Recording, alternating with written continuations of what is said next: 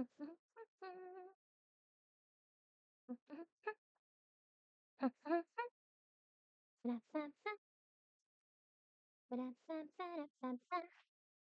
this live?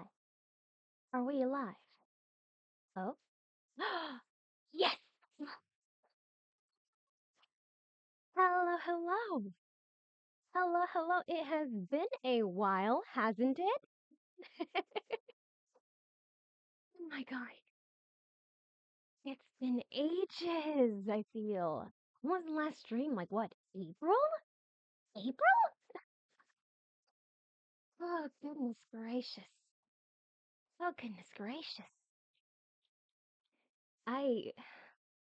What can I say? It has been a time. It has been a time. And I am so glad to be back.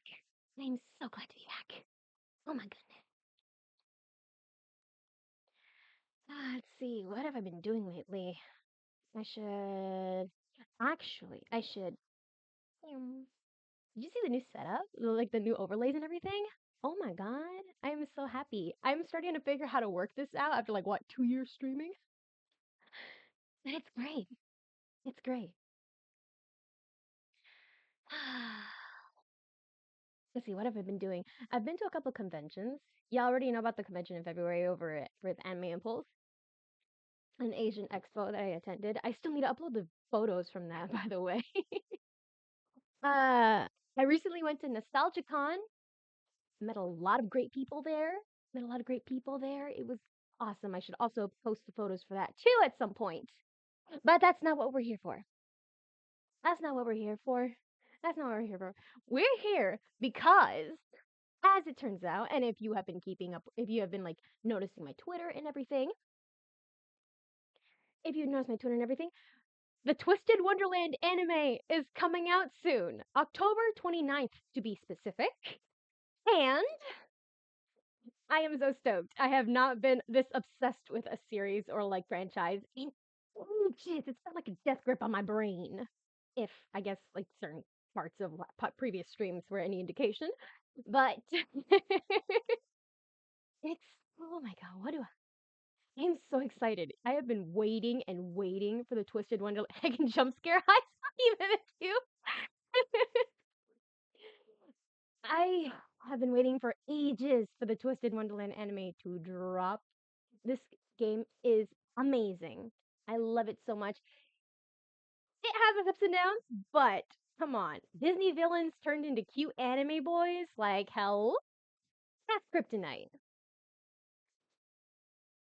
So, with the Twisted Wonderland anime coming up on October 29th, and the fact that they just they're dropped that on Monday we're getting the English dubcast, you have no idea how excited I am. And in my excitement, you know what I did? I, in fact, made a PowerPoint presentation to introduce people to Twisted Wonderland because I decided if I was going to make a comeback stream, it was going to be beating your asses down and listening to my hyperfixation for a solid hour. I'm kidding. I'm kidding. I'm kidding. No, it's just because I wanted to. It's just 'cause I wanted to. I thought it was like, I did it as a bit at first because it was like 2 a.m. and I had nothing to do. And I was like, what if I just did this? So I did, in fact, make an actual PowerPoint, by the way. I did, in fact, make an actual PowerPoint of what Twisted Wonderland is, introducing Twisted Wonderland. I was just catching up with Wuthering Story, and oh, did I just catch you off guard while you were playing Wuthering Waves? Oh, that's great. That's great. That's actually great. So yeah, I actually made a PowerPoint on Twisted Wonderland. It is like I think 95 slides long, and that was a whim I did at like 2 a.m. in the morning. Okay, so let's see. Let's see if I can actually manage to patch it through. Let's see.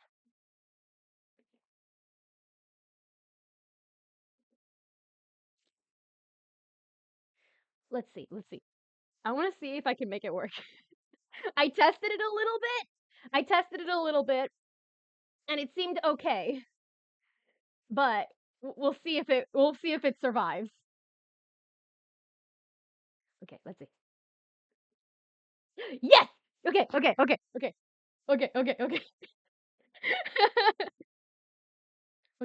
Let's see if it let's see if it works. Okay. Okay. Okay.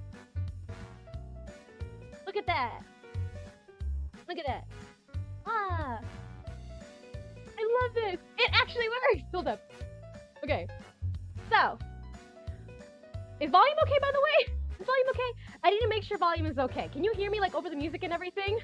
Can you hear me okay without music? Okay. I think I can lower the volume if I need to, I can lower the volume. Okay. So, what is Twisted Wonderland and why you should get into it? A PowerPoint by your boy, me. iicynox. You can call me Al, you can call me Nix. Point is, this is my thesis as to why you should get into Twisted Wonderland and why it is the game that has like my brain in like a headlock right now. So, first off, I would like us to be able to enjoy the teaser trailer. I would like us to be able to enjoy the teaser trailer. So, also if it gets too loud, let me know. Scream at me.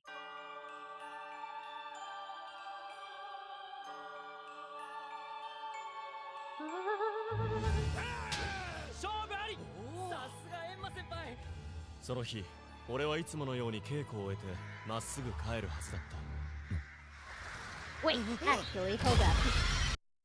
Hold up. Actually, I can make this better.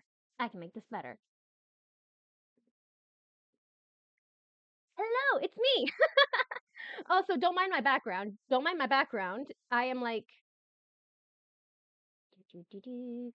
I want to position myself down here so you can.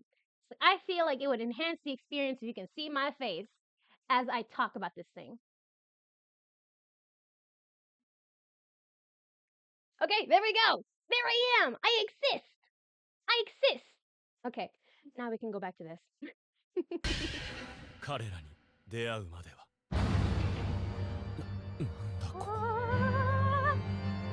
ここはナイトレイブンカレッジ。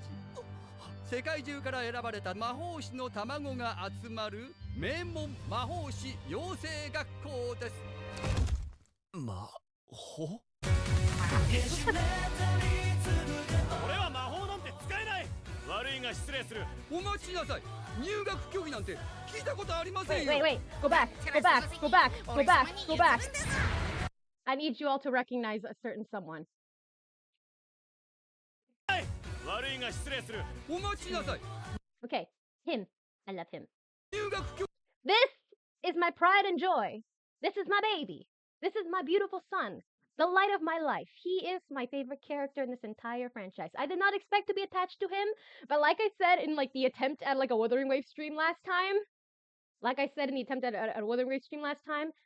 he is baby. He is a ray of sunshine. He is precious. He is sweet, innocent, and I love him so much. なんて聞いたことありませんよ。だったらその席俺様に譲るんだぞ。 Think it's play. 静粛に。よくも厳粛な入学式台無しにしてくれたね。覚悟はいいかい。ディズニーツイステッドワンダーランドザ・アニメーション。 I am so stoked! ディズニープラス。 Also, if you recognized Riddle Rohart's voice, he's a little red boy. If you recognized his voice, he is Tanjiro in the Japanese dub of Demon Slayer, and he is Kaneki Ken in Tokyo Ghoul. So yeah, he's great. He's fantastic. I love him. Okay, and then we have the next one. Move on, please. We have the secondary trailer. That's another thing. あなたは知っていますか？ディズニーの魅力的な悪役たちの真の姿を。Amazing. これはディズニーヴィランズにインスパイアされた物語。その日、俺はいつものように稽古を終えてまっすぐ帰るはずだった。なんだここ。ここは名門魔法師養成学校です。生徒は7つの寮に割り振られ魔法の研鑽を積むのです。魔法 All right, so I have to quickly brush up on that. So, real quick explanation if you don't know. If you do know, great. This is a refresher course for you. If you don't know, so these dorms are basic. If I had, I'm so sorry I have to bring this up, but it's a fair comparison. It's like if you take the houses from Harry Potter and you just made it about Disney villains. That's literally how these dorms are all sorted. This one's based off the evil queen from Snow White. This one Jafar. This one, I was gonna call her the Sea Witch. We all know who she is. It's Ursula. But yeah. Anyways, continue. Oh. If you've seen my TikTok, I have done the Spanish cover for this song. I have done a Spanish cover on this song, and I have so many still done and in the works. I still need to get the Pomafiore one. I still need to get the freaking Snow White villain one. Oh my god. ここがハーツラビル。我らがリーダー赤き支配者リドル寮長のオナーリー。庭のバラは赤くテーブルクロスは白。よろしい。ルール違反はお分かりだね。返事ははい寮長。はい寮長。何の冗談。ハートの女王知らねえの。俺は絶対に退学させられるわけにはいかないんだ。この寮にいるからにはルールに従ってもらわないと。うちの寮のやつらが迷惑かけて悪いな。一体なんてことをしてくれたんだい。第562条、これは重大なルール違反だ。僕に従えないのならまとめて首をはねてやれ。やばいよこれ。僕が正しいはず。僕が正しくなきゃいけない。リドルオフイズユアヘッド。Magical girl effect. ツイステッドワンダーランドザ・アニメーション。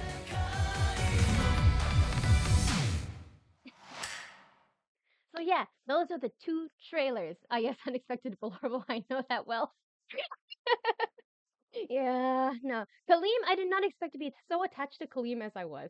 He has like very few appearances in the first like couple seasons.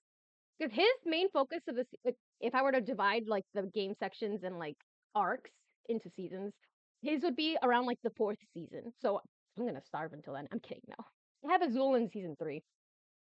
But yeah, Kaleem, I at first didn't get much on him, like, besides, like, the fact that, like, oh, he's a rich kid, and, like, oh, he's a ray of sunshine among all these pessimists and assholes in this entire school. But, yeah.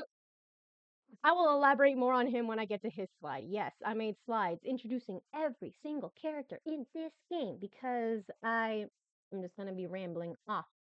I'm gonna be rambling off to my heart's content, and y'all are just gonna sit here and take it. Okay. So, moving along. Welcome to Twisted Wonderland. Let us show you the real happily ever after. That is the tagline for the game. So, perhaps there are more to villains than meets the eye. Summoned by a magical mirror to Twisted Wonderland, a world altogether unlike your own, you arrive at Night Raven College, a prestigious arcane academy. With nowhere else to go, you accept the masked head mage's hospitality and begin searching for a way home. You quickly find that the students at this school are as talented as they are dysfunctional. Emphasis on dysfunctional. Bickering and competition are the perpetual order of the day. Will you be able to work with them and eventually return from whence you came? And what secrets lie within the villainous hearts of these students? I love the description. This is all taken from the website, by the way.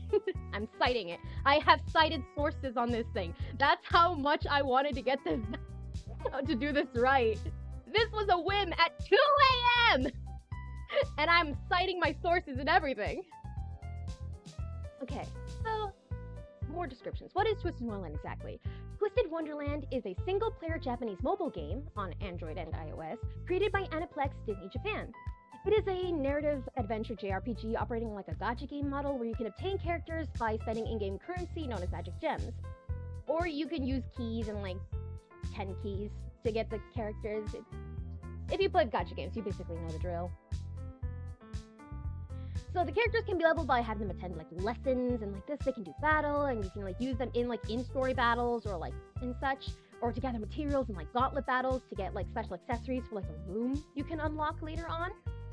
Or character materials for like exams, like notebooks and like and stuff to like power up their spells. And as well as for certain events. Let's see, the artist behind the game design of these Bishi anime boys, aka, Bishonen anime boys, as well as the original concept and main script is none other than Yana Toboso, who is best known for Black Butler. Praise and hallelujah be to her for giving me my freaking hyperfixation. Holy hell! Also, asked this from a Al Kemovich on Tumblr. Look at that cheese. I love him so much. Look at him go! Okay, anywho, welcome to Disney's own isekai. We as players take the role of a protagonist, commonly known as you among the fandom, or prefect in-game. You can put your own name in and everything, because basically it's your self-insert character in a way, or you can just treat them as another character.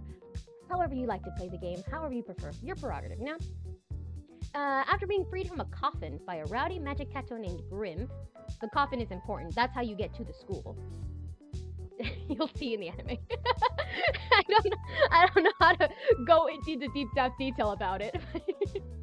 But during the school ceremony, the dorm assigning ceremony specifically, it is revealed that not only do we not have any magic powers, we are also one of the world.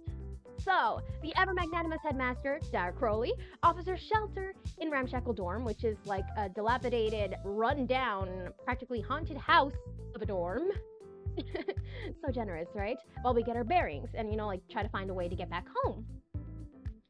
So, from here, we are essentially indentured servants, and we're just, assigned to, take care of various tasks. We're officially basically, the school's janitor, in a way. He just wants us to, take care of a bunch of random, little jobs here and there to pay for the fact that we're going to be staying with him, or, staying at this school for the foreseeable future. And, raising a kid is not exactly cheap, especially a whole school of them. And funding is absolutely abysmal for schools, as we know. It's regrettable, it's sad, and I hate it, but what can we do? Also, Crowley is just little shit, I swear to God. Right, and since we don't have any magic, that cat, Grim, he and us are going to be enrolled as one singular student. Yay! So if he gets in trouble, we get in trouble. Fair deal. Most of the plot is us trying to find our way back to original world while navigating, various teenagers and a super senior having massive catastrophic emotional breakdowns because of various degrees and defeating them with power of friendship because of tragic backstory stuff. And because apparently therapy is overrated in this place or something. The crash outs are awesome though. 10 out of 10. 10 out of 10. Alright. Extra lore tidbits. So, these are things I will mention across the video, and these will, if you don't know the whole series, then this will be extra bonus material that will help you comprehend some of the things I'm gonna say in this stream. So, the Seven. The Great Seven are legendary beings who were once existing in Twisted Wonderland. They're historical figures to them in this world, and they are greatly revered by the people because they had many marvelous deeds. And they're passed down in legends and their history textbooks. Yes, I say marvelous deeds because in this world, the revisionism goes crazy. So, they are essentially the Queen of Hearts, Scar, Ursula, Jafar, the evil queen from Snow White, Hades, and Maleficent, as shown here. Signature spells. So signature spells are spells that are specifically unique to the caster. It's like, if I were to compare to something, it's like quirks in My Hero Academia. They're unique enough to the person, and they don't develop by choice. It's not something that you purposefully try to look for.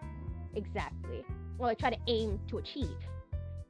These unique spells can manifest in times of duress or in essence a time of the person having a strong wish in their heart, because in this world the more your wishing and your imagination are exactly what powers your magic.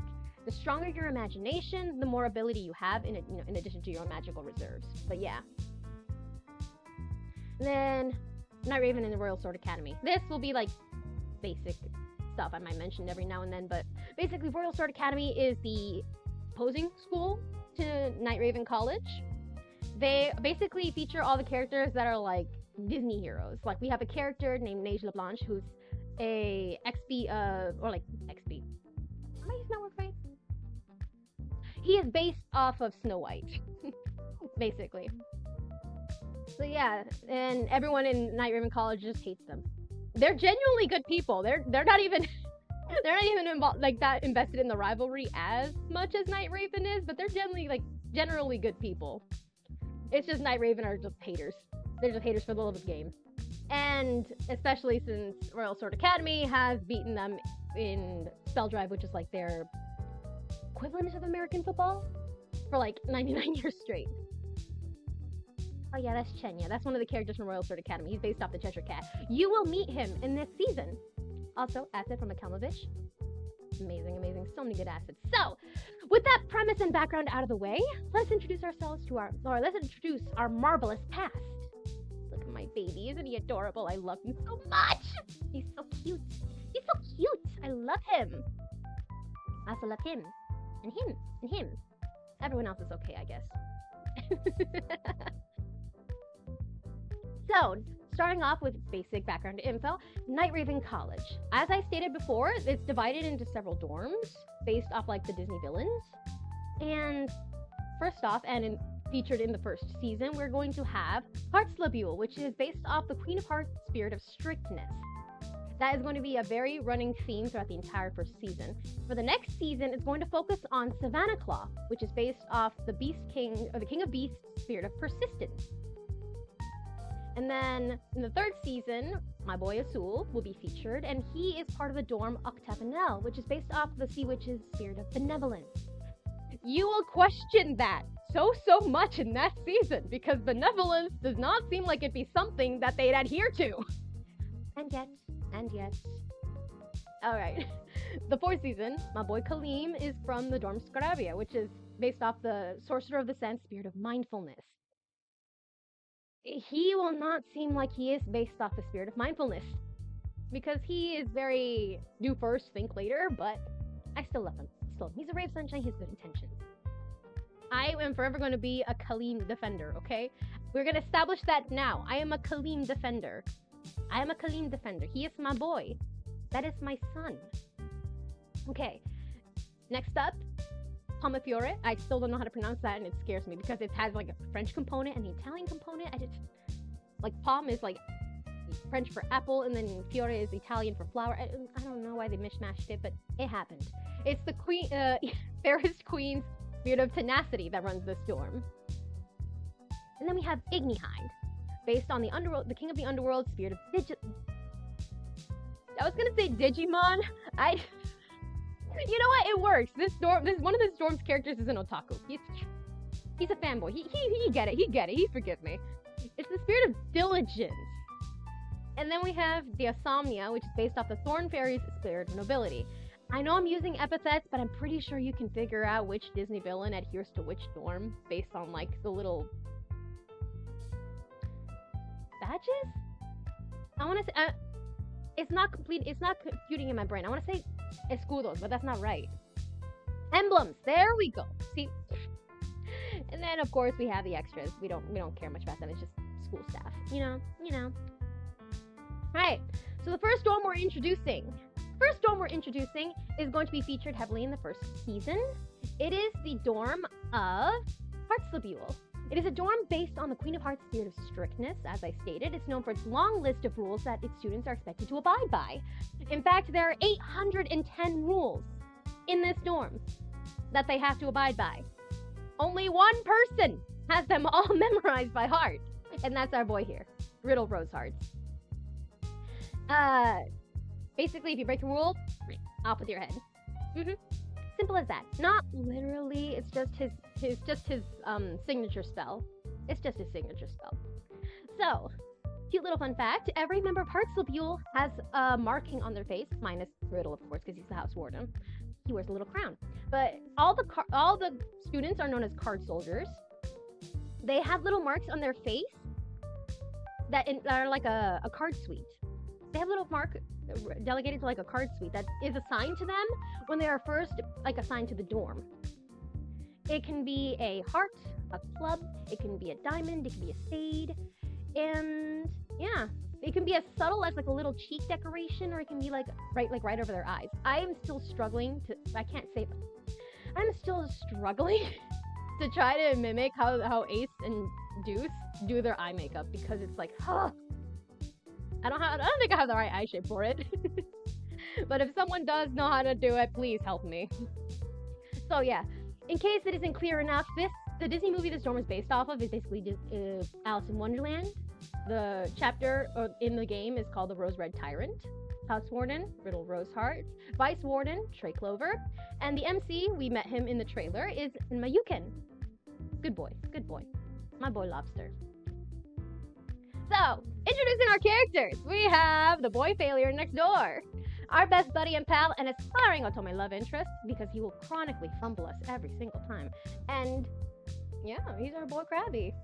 I'm gonna be upfront, I'm partially joking about that.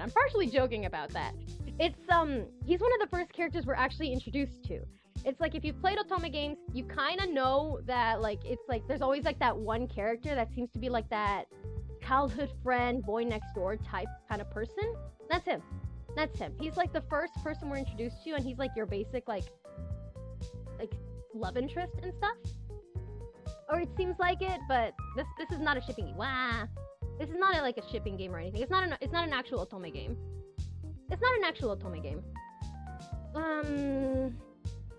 He acts brash and all tough guy to cover up the fact that he gets easily attached to people, is scared in times of crisis, and he has massive insecurities. I love him so much. We get to see much more of his development later, and a bit in the first season. In the first season, he is the catalyst for so much that happens, and I love him for it.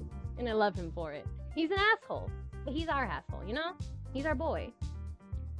And that's, I basically said here. In spite of his dumbassery, he is the guy to step up for his friends when needed. Even if he's got to be dragged kicking and screaming into a situation first, but he will pull through. He will punch, insert spoiler here, someone for a pal, or even travel dozens of miles to get to you when you need him. That's the best boy. That's the best friend. I love him so much. Look at his cute face. Look at him. He gives me like aggressive baby brother feels. Honestly, to me personally, it's like I'm feeling like a baby brother every time I see him in game. Also, now I'm gonna say this firsthand. The next slide is gonna be someone I came up with like a little fan cast, because just for the bonus. This is not meaning I know or am privy to who is going to be casted for the English dub that's going to be revealed on Monday. It doesn't mean I will hate on them or dislike them if it turns out to be a different person, because, there's a reason they were cast. If the director saw that person as the ideal voice, then sure, I will accept it. But this is like the headcanon voice I've been hearing whenever I like play the game. To me. Okay? We're clear? Okay? I would have cast Matt Shipman. Why? He's capable of giving Ace that youthful, mischievous troublemaker charisma that's like so him. That's so him, and I love him for that. These are voice roles you might recognize him by. This is particularly the role I was thinking of when I thought of him as like why I would choose him as Ace, because look. They are twins. Reki and Ace are twins. And they're so cute. Look at them, they're adorable. That one's just evil. I'm kidding. I've been working my way through Bullock very, very slowly, but I love him. Okay. Next up, we have our boy, Deuce. And that's an actual nickname they did give him in canon, by the way. They call him Juice. He is cutie. He is grace. He will punch your enemies in the face with a cauldron. You're gonna love seeing that happen. You're gonna love seeing that happen in the anime. It's fantastic. I love him so much. Look at him. He's so eager and happy. So he's an ex-delinquent turned aspiring honor student, 100% a mama's boy, and he's proud of it. And I don't blame him. His mother is a single mom, single hard-working mother who just wants the best for him. And he wants to become an honor student for her. He wants to do right by her, and I respect that. That's a good boy right there. Yeah, I noted it. He's the sweetest, most caring boy in the entire cast. Besides, these are nicknames.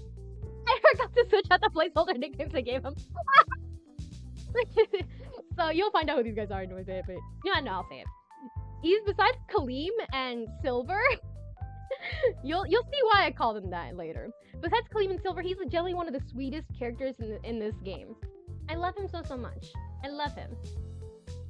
Let's see, he's not the sharpest tool in the shed sometimes, and he genuinely does struggle academically sometimes, and socially, he doesn't get certain cues and such. But he is the best boy. He is the best boy alongside Ace. Genuinely. Like, remember how I said that Ace would travel thousands of miles to get to us? That's him too. That's him too. Deuce would do so, and happily. He would. He did, in fact. He did, in fact. And my fan cast for him, Adam Gibbs. He has a lovable quality to his voice that is both very warm, a best friend vibe. I think he can also be really rowdy if need be. It's just very sincere and cute. I think it'd suit Deuce so well. Plus, I think it'd be fun to hear it, like what it'd sound like with him arguing against like Matt Shipman's Ace. So that was basically my idea for the casting. All right, we have Cooking Mama, Vice House Warden Hartzabule. 100% needs a reason to vacation. Also, hella therapy. My God, I can't elaborate on that because that's spoilers, like massive spoilers. Who? All right. This is exactly what it says on the tin. He single-handedly is the baker of sweets and treats for the dorm, either like just because he can or wants to treat someone, or for the traditional unbirthday parties at the dorm. And yes, it's written in one of the rules of the dorm, and then there's several other rules just dedicated to how an unbirthday party should be executed. He is the glue that holds all of Hearts Labute together, even when the teeny tyrant and the clowns are on their bullshit. However, just because he's very paternal and very responsible, it does not mean he is the sanest person in the dorm. I repeat, he is not the sanest person in the dorm. We learn that later. But yeah, I love him so much. He's very closely tied to the teeny tyrant, and I'm not saying that he's responsible for many of the dorm's problems, but he's like 30% responsible for some of the dorm's problems, and it is massive spoilers why. Oh yeah, the footnote. He and KK are the amicable Lexus to me. But there's a reason for that. My voice cast for him? Brandon McInnes. I'm not even gonna lie to you, it was Trey's glasses that made me think of Night Eye when I first saw him. And then the freaking voice just stuck. It just stuck. And honestly, I like how Brandon sounds as like Lawrence Blewett in Black Butler, because Trey having a British accent is so important to me. Ace and Deuce, they can be Americanized. I don't care. They can have American accents for all I care. I don't mind. But Trey, in my heart of hearts, I need him. I need him to be British. It's important to me. He's a voice from Look at That. I love you, Tato. Your boy KK. Night Raven College's #1 influencer, more or less, and the only one in this dorm who has never been in trouble ever in his life. Even though he's literally based off like one of the cards that keeps forgetting to paint the roses in the original Alice in Wonderland story. Like, in case you haven't noticed across like the boys being introduced, Ace, Deuce, and Trey are all basically literally the card soldiers from Alice in Wonderland, and they're all the ones that get their heads chopped off. It's great. Anyways, he is the bubbliest guy in this freaking dorm.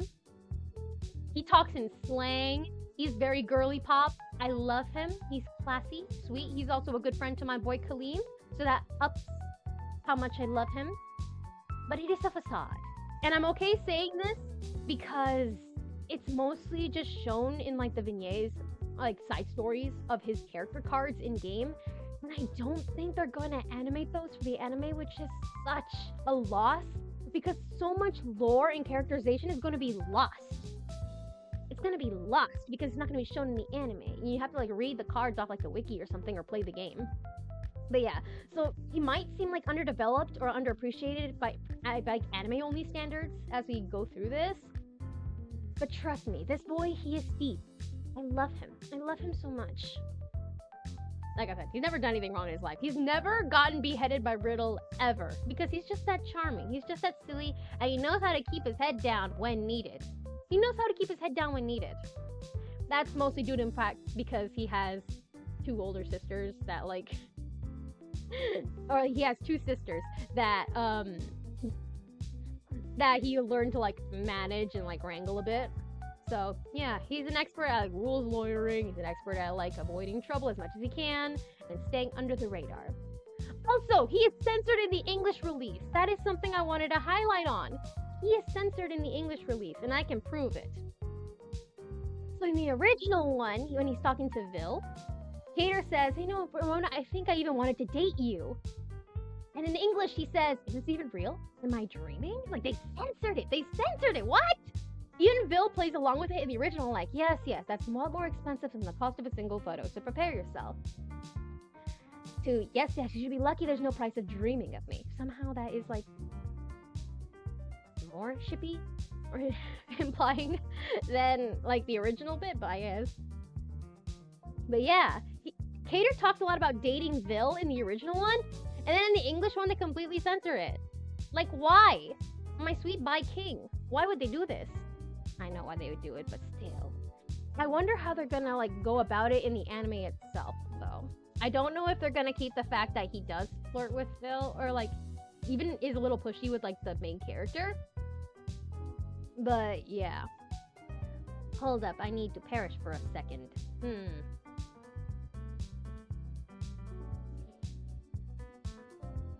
Okay, I'm back. No, I'm not. Okay, there we go. So. My boy, you were nerfed. I hope they can do right by you in the anime. But like I said, this is one of the things that was in the character vignettes, actually. This is not like in the main story. This is like one of the side stories of one of his cards. And stuff like this, I don't know if they're actually going to animate or not. I don't even know if they're going to animate events. I would love it if they did, and they did like a movie based off, like, say, The Glorious Masquerade, or an OVA based off, like, not really an OVA, but like a secondary, like, bonus episode based off, like, the Fairy Gala event, because it's so cute. Also, Kalima's in it. But yeah. Oh yeah, also, screenshots courtesy of Uray20 on Tumblr. We gotta give her credits here. My fan cast for him. My fan cast for him would be Drew Breedlove, because I love Bachida. I think he has the spunk and the energy to be KK. I think he can match him. And then, of course, last but certainly not least, we have our boy, Riddle Roseheart. He's like if Sunday from Honkai Star Rail were an only child and had anger issues. I'm kidding. Sort of. Anyways, my summary of him, give him a strawberry tart. Give him a strawberry tart. He is just a boy. He's just a sweet boy. He's a sweet boy. He deserves the world. He deserves the world, and he has gone through so much. He has gone through so much, and I genuinely believe that he deserves the world. He is small, but powerful. He has 3 ounces of whoop-ass, and he can fire off magic like nobody's business. He challenged his dorm leader in his first year. 16 years old, and he challenged a junior? Yeah, he challenged a junior. And won. And that's how he became the dorm leader in his first year. Because he's just that good. See, rule following is not a joke. I am serious. I was not kidding when I said he memorized all 810 rules in the dorm. I was not kidding when I said that. At all. Let's see. He is so adherent to the rules that he would give even Sino a run for his money. If you play Genshin Impact, you'll know who this guy is. But yeah, he would give even Sino a run for his money. And that's...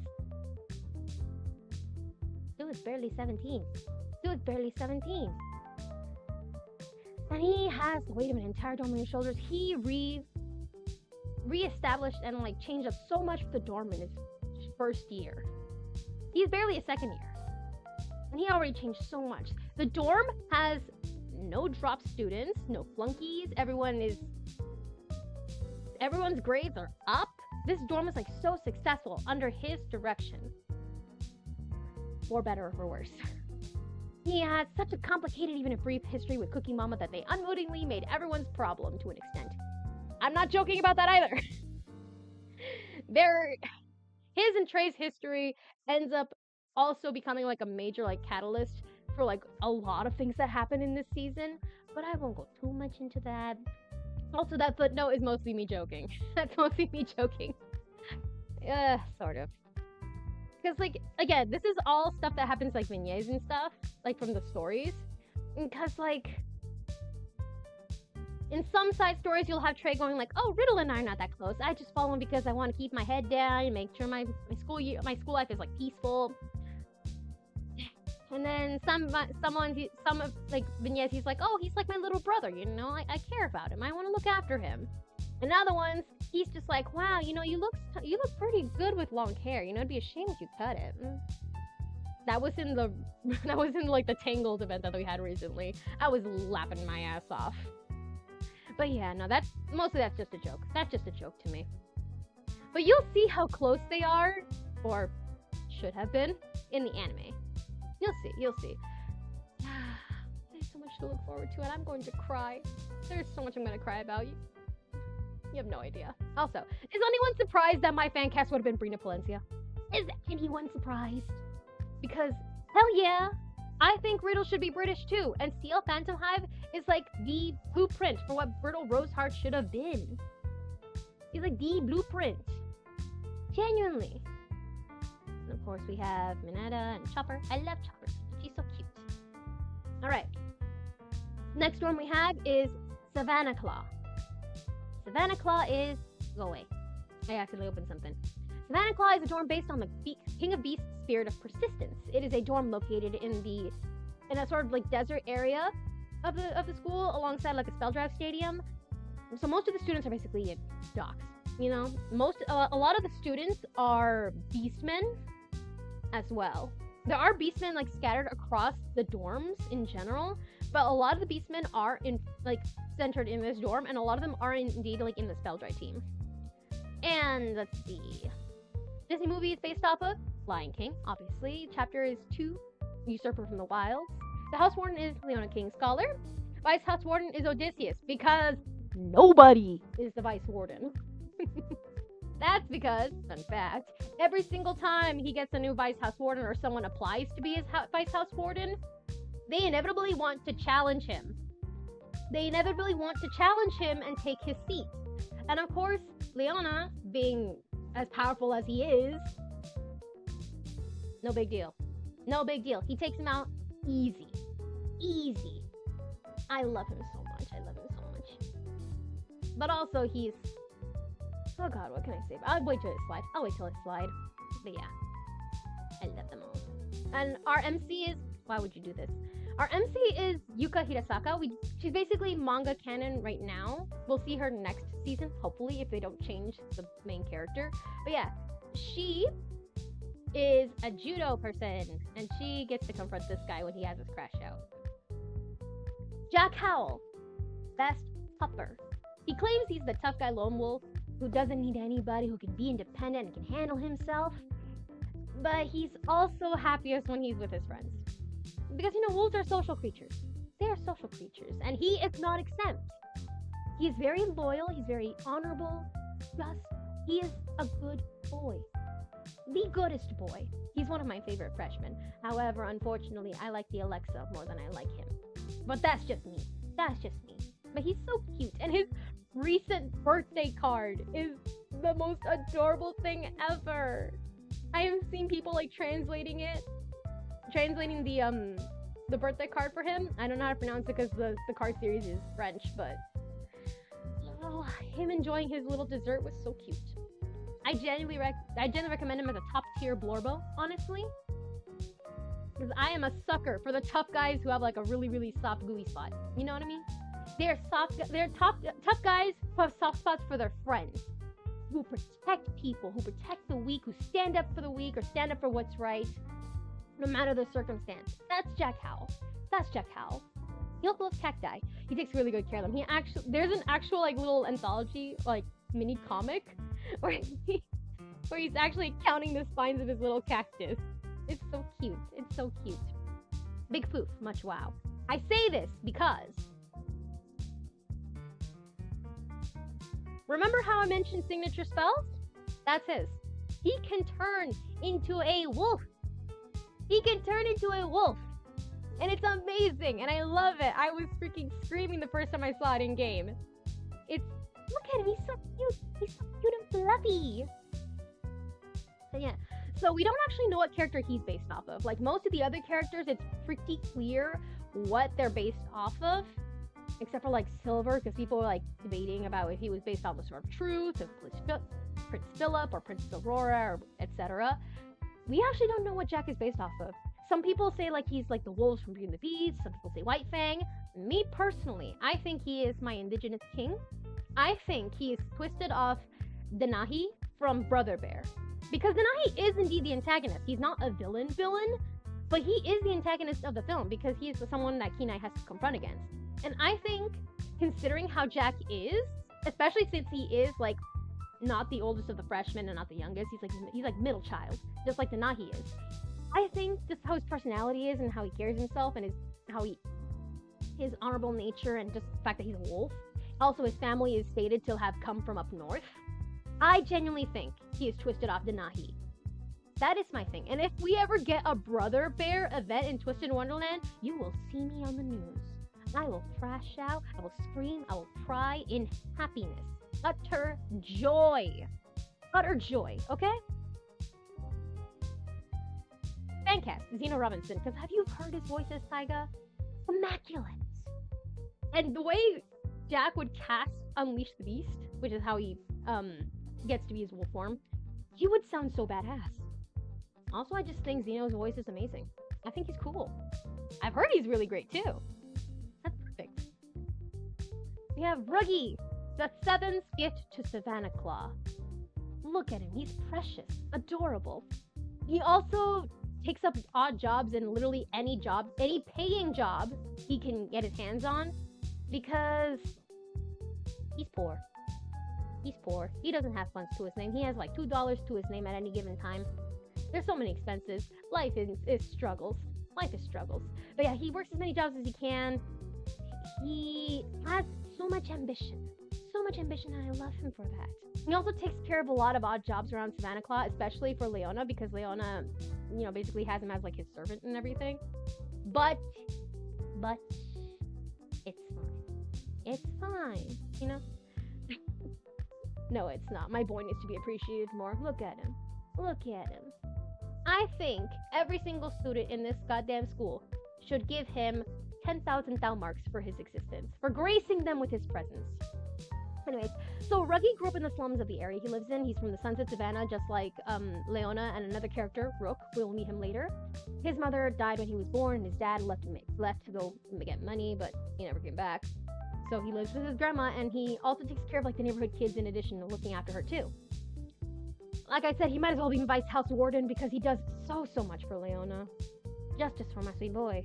And yes, he does crimes, but he's absolved of them. Just look at him. You see the sweet face and think he deserves punishment? No! No! He deserves the world! Alright, Fancast? Caleb Yen. His gumming voice is so perfect for Ruggy, it's not even funny. It's youthful, playful, I love it. Plus, I think he could also, I'm not gonna say Ruggy's laugh. I put it in there because, for notes purposes, but he would match Ruggy's laugh so perfectly. I can see it in my mind's eye. And of course, last but not least, we have Leona King Scholar.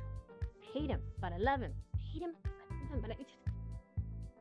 he's so handsome, look at him.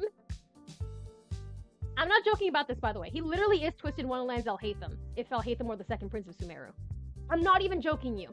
He does not like expending more effort than he has to, is remarkably intelligent. He's one of the most intelligent characters in this entire game. He likes to translate ancient languages for fun.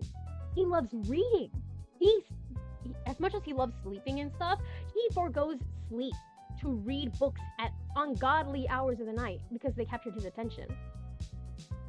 And best of all, yes, he has a pretty blonde person that beefs with him over how blasé he is and how little effort he puts into things. just like I'll hate him. Like, and the funniest part about that is he and Al Haytham share a voice actor in Japanese. It's like, it was fate. It was fate. He also is like, he's also the biggest I don't give after in this entire cast. Like, if I were to give you an example, these were also from beignets. So like I said, they're not going to be listed in the main story, which makes me so mad. He personally stepped in to fight off 30 students bullying my boy Pupper, my boy Jack. He's personally stepped in to intervene to help out, even though he acted like he wasn't going to when he first saw Jack like butting heads with them. Ruggy's dorm uniform and uniforms in general are just Leona's hand-me-downs. A lot of Ruggy's stuff are just hand-me-downs from Leona. And Ruggy takes them because Ruggy has no shame. Ruggy is willing to take anything, even meager scraps. That's just how much he was willing to get anything. And Leona knows this. He even lets Ruggy take things from him. This is the prince of their homeland, and he lets Ruggy take things as he pleases. He's so magnanimous. Even if he is fussy, even if he makes Ruggy do impossible tasks sometimes, and he can be so annoying. In the same way Al Haytham is to me, but there he is. I'm also 98% sure this dude has both hella depression and hella burnout to like backstory stuff, but we'll find that out in like the second season. We'll find that out. But yeah, I love him. I also hate him because I have to. I'm obligated to. The person he beefs with is one of my faves. I genuinely did love his Homeland event though. Yes, fan cast. Evan Michael Lee. Bro's got a voice like Velvet, and I know he'd steal every scene as Leona. I know it.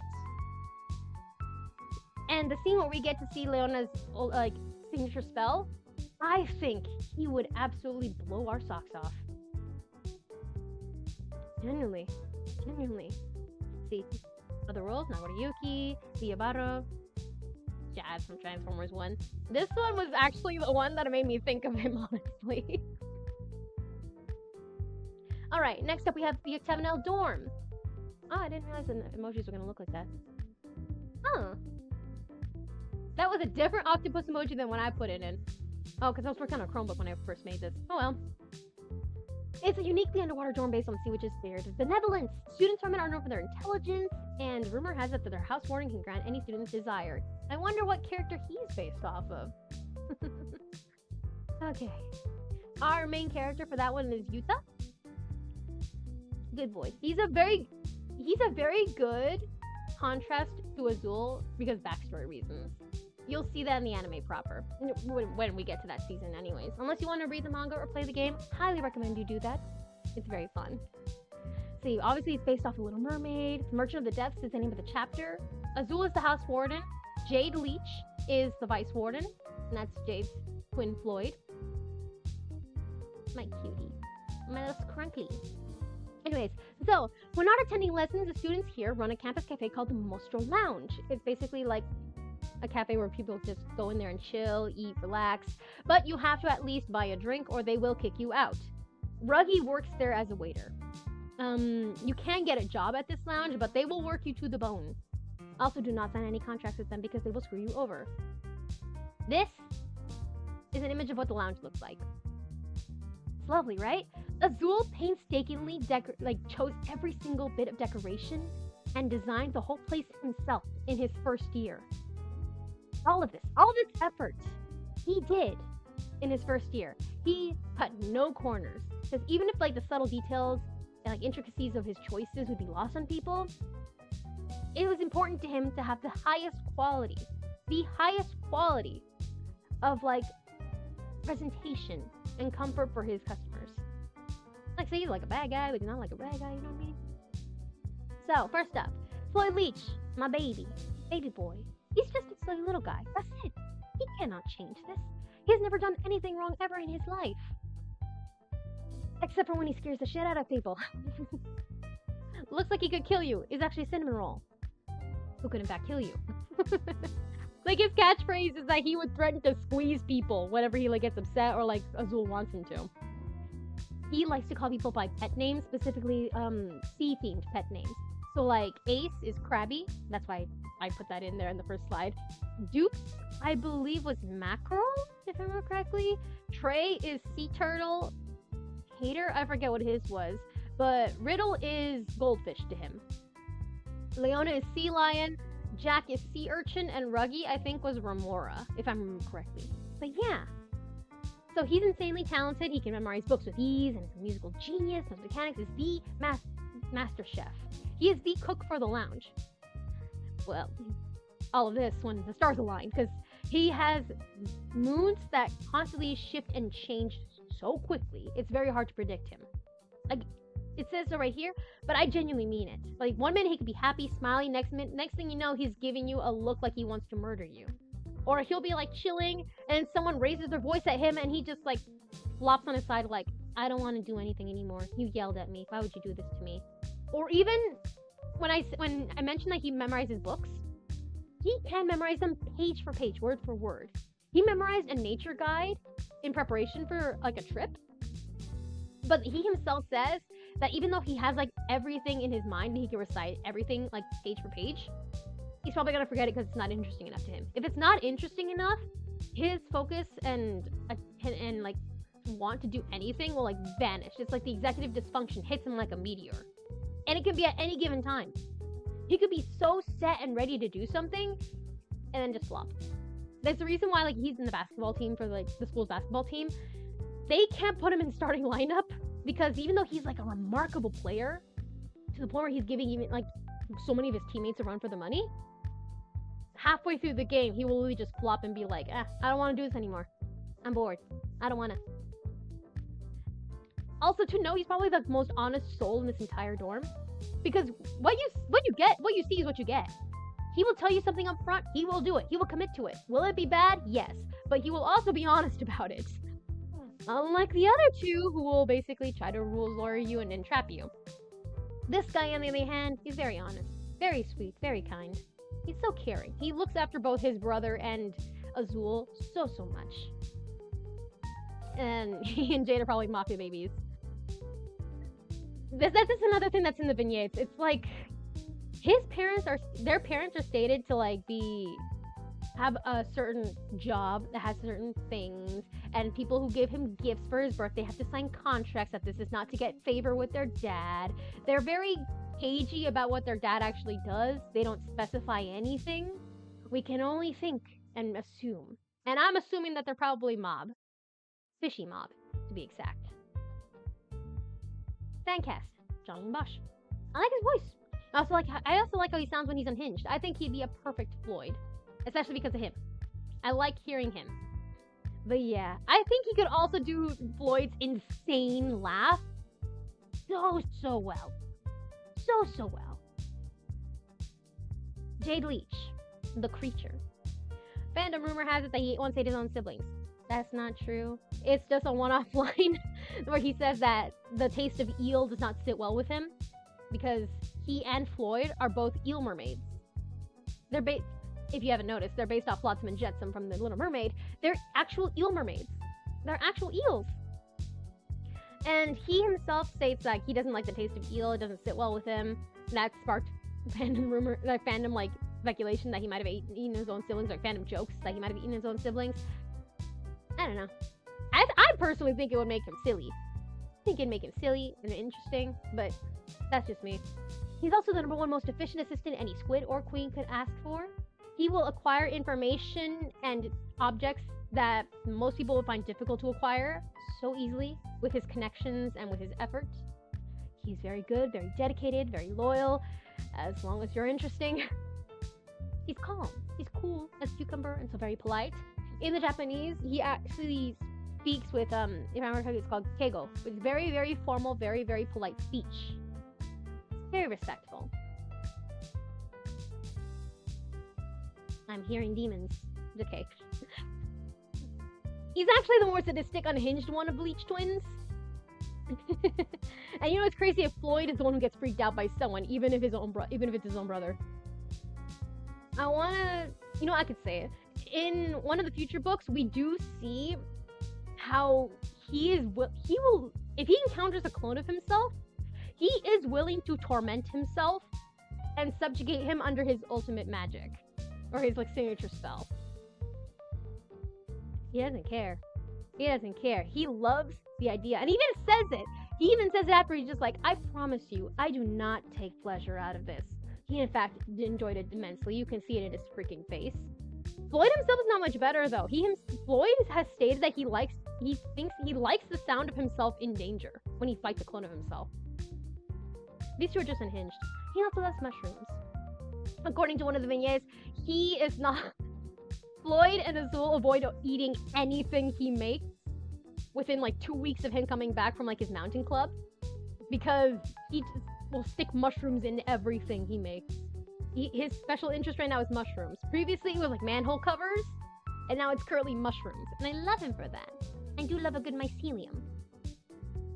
He is in charge of collecting personal info on all the new students that come to Octagonal. Like home country, hobbies, tastes, least favorite foods, worst subjects, socials, including like private and secret accounts. He will find them and he will report them to his boss. So his boss could use them as blackmail later. That's the crazy efficiency Jade is. He is hyper capable. Floyd is like the muscle of the group. Jade is like Jade is like the hyper intelligence. He's the spy. Fan cast for him, Lex Lang. He has a very deep voice, yes, but the silky tone and especially how he does Kenjaku's voice in Jujutsu Kaisen are perfect for Jade. It's like polite, but you can just like sense something just about him, enough to set like alarm bells in your brains, you know? As if Jade's smile doesn't do that already. But yeah. I personally love his voice a lot. That's also why I'm probably partial to it. And of course, we have Azul Ash and Grotto. I'm still not over the emoji. What the hell is this? Billy the Squid. Looking squid thing. Look at him. Look at his smug face. His mom was the manager of a restaurant and invested in his Mostro Lounge. That's why he knows he's so comfortable running it. His stepfather's a lawyer who shared his knowledge about law and contracts. Helps manage his signature spell. His grandmother was a powerful mage that helped out the less fortunate and the poor. That's why he learns so much about magic and potions at a very young age. His backstory made me cry the most after Edia's. I've just got to hit a personal point for me. I'm not going to elaborate that. You will find out in season 3. But I can tell you with certainty, I'm looking forward to seeing it. And especially how he plays off the protagonist for this season, Yutamito. Especially because of that, I think that they were such a perfect match. And due to certain circumstances in his childhood, he spent most of his time perfecting his magic and knowledge of potions, even developing his signature spell at a very, very young age. He's exceptional. He does have a smaller magic reserve than most of the House Wardens, but he makes up for it with careful planning and cunning. He's like the go-to healer, basically. He's a very effective healer, very good at saving his magic when it comes into a pinch. He has saved lives with this. Multiple times. Or his like magic will be like heal his stories and save his magic for later, and then it comes in handy. Yeah. Fan cast, Lucian Dodge. He has a very nice voice. I think it would suit one of the prettiest voices in Twisted Wonderland. And I think he would sound absolutely marvelous when Azul starts screaming, because he has a I am so scared to hear who they put him as in the English dub, because he has that like a dying cat screech. He has a signature dying cat screech that I think not many people can match. But if anyone can match it, I think Lucian could. Plus, I think, because from what I heard of like Felix in Fire Emblem, I think he could do some of Azul's more flustered moments really, really well. It sounds so cute. Alright, with that wraps up Octagonal. We now have Scarabia. Why does the snake emoji look like that? Okay, it's a dorm based on the Sorcerer of the Sand spirit of mindfulness. And it's a home to many intellectual students. And it emphasizes the importance of careful deliberation and planning. Like I stated, my boy Kaleem, he's not the best at that. He's very impulsive. But I forgive him. It's based off the movie Aladdin. The chapter is Schemer of the Scalding Sands. Kaleem, Jamil, I love them. Ojo Yuna is the cutest little MC. She's my favorite. I love her so much. I can't wait to see more of her when they release new chapters for the Scaravia manga. And, oh yeah, fun fact, Kalim's father, because Kalim is like a really, really massive rich kid. He's like the son of a merchant, a very successful merchant, and his family is super important back in his homeland. Like super, super important, as if like they made aqueducts in his homeland and helped like the Silk City thrive. That's how big they are. So his father hired an architect to remodel the entire dorm when Kalim came to attend Night Raven College. That was a year ago, by canon's sake. Right, by canon's like timeline. As such, the dorm is modeled similarly aesthetic to Kalim's home. So yeah, all this, that's what his house looks like. So, Kalim Malazim. He is my sunshine. My absolute sunshine. Please be kind to him. He's very polities coded, if that will help. It's not even funny. I cry. I cry. He's genuinely such a good boy. I laugh at the description that they gave him on the site because it's like, considers him a brother in all in blood. Oh boy. But yeah, he's so polities coded. He's so polities coded. I cry. I cry. Yes. He did not actually apply and originally intend to go to Night Raven College like everybody else. Jamil got in, and then later Kalim was able to get in 2 months like afterwards because of a generous donation bribe that his dad gave the headmaster. But in spite of that, I need you to know he's not a spoiled brat or anything. I'm not even kidding when I say he's like if Kaveh had money to spare. He literally will like buy things for friends if they want it or they seem like they want it. Ruggy takes advantage of this a lot because Kalim is just genuinely that generous. He's just that generous. If his friends want food, he's the first to offer some. If his friends want to like buy snacks or like buy clothes or something, he's there. Gifts? Of course. He throws parties because he wants people to be happy. Because he wants Jamil to have friends. That's a lot of parties that he throws are just because he wants Jamil to get friends at these parties. And he's very oblivious to certain things because he had a very, very sheltered upbringing. Think of like how Jasmine in the movie when she came to like the marketplace, how she almost got herself in trouble because she didn't know how things worked, because she spent all her life sheltered and shut up in the palace. That's Kalim, because as heir to a very prolific merchant family, he was often kidnapped and poisoned at a very young age, to the point where like even when he has someone to taste his food for him, he still wound up poisoned a few times. And it could be from like people who like know him, his own relatives, servants that represent like, doesn't matter. He's faced so much in his short life to the point where like even his dad, instead of like really comforting, it was more like, hey, you know, this is something you have to deal with. You have to deal with this for the rest of your life because you're the heir. You're going to be the head of the family. This just comes with a job. But even then, Kalim still stays a ray of sunshine. He's an absolute ray of sunshine because he doesn't want to live his life being paranoid of other people or mistrusting them or having people worry about him. He wants to live his life to the fullest, to bring smiles to people's faces as best he can.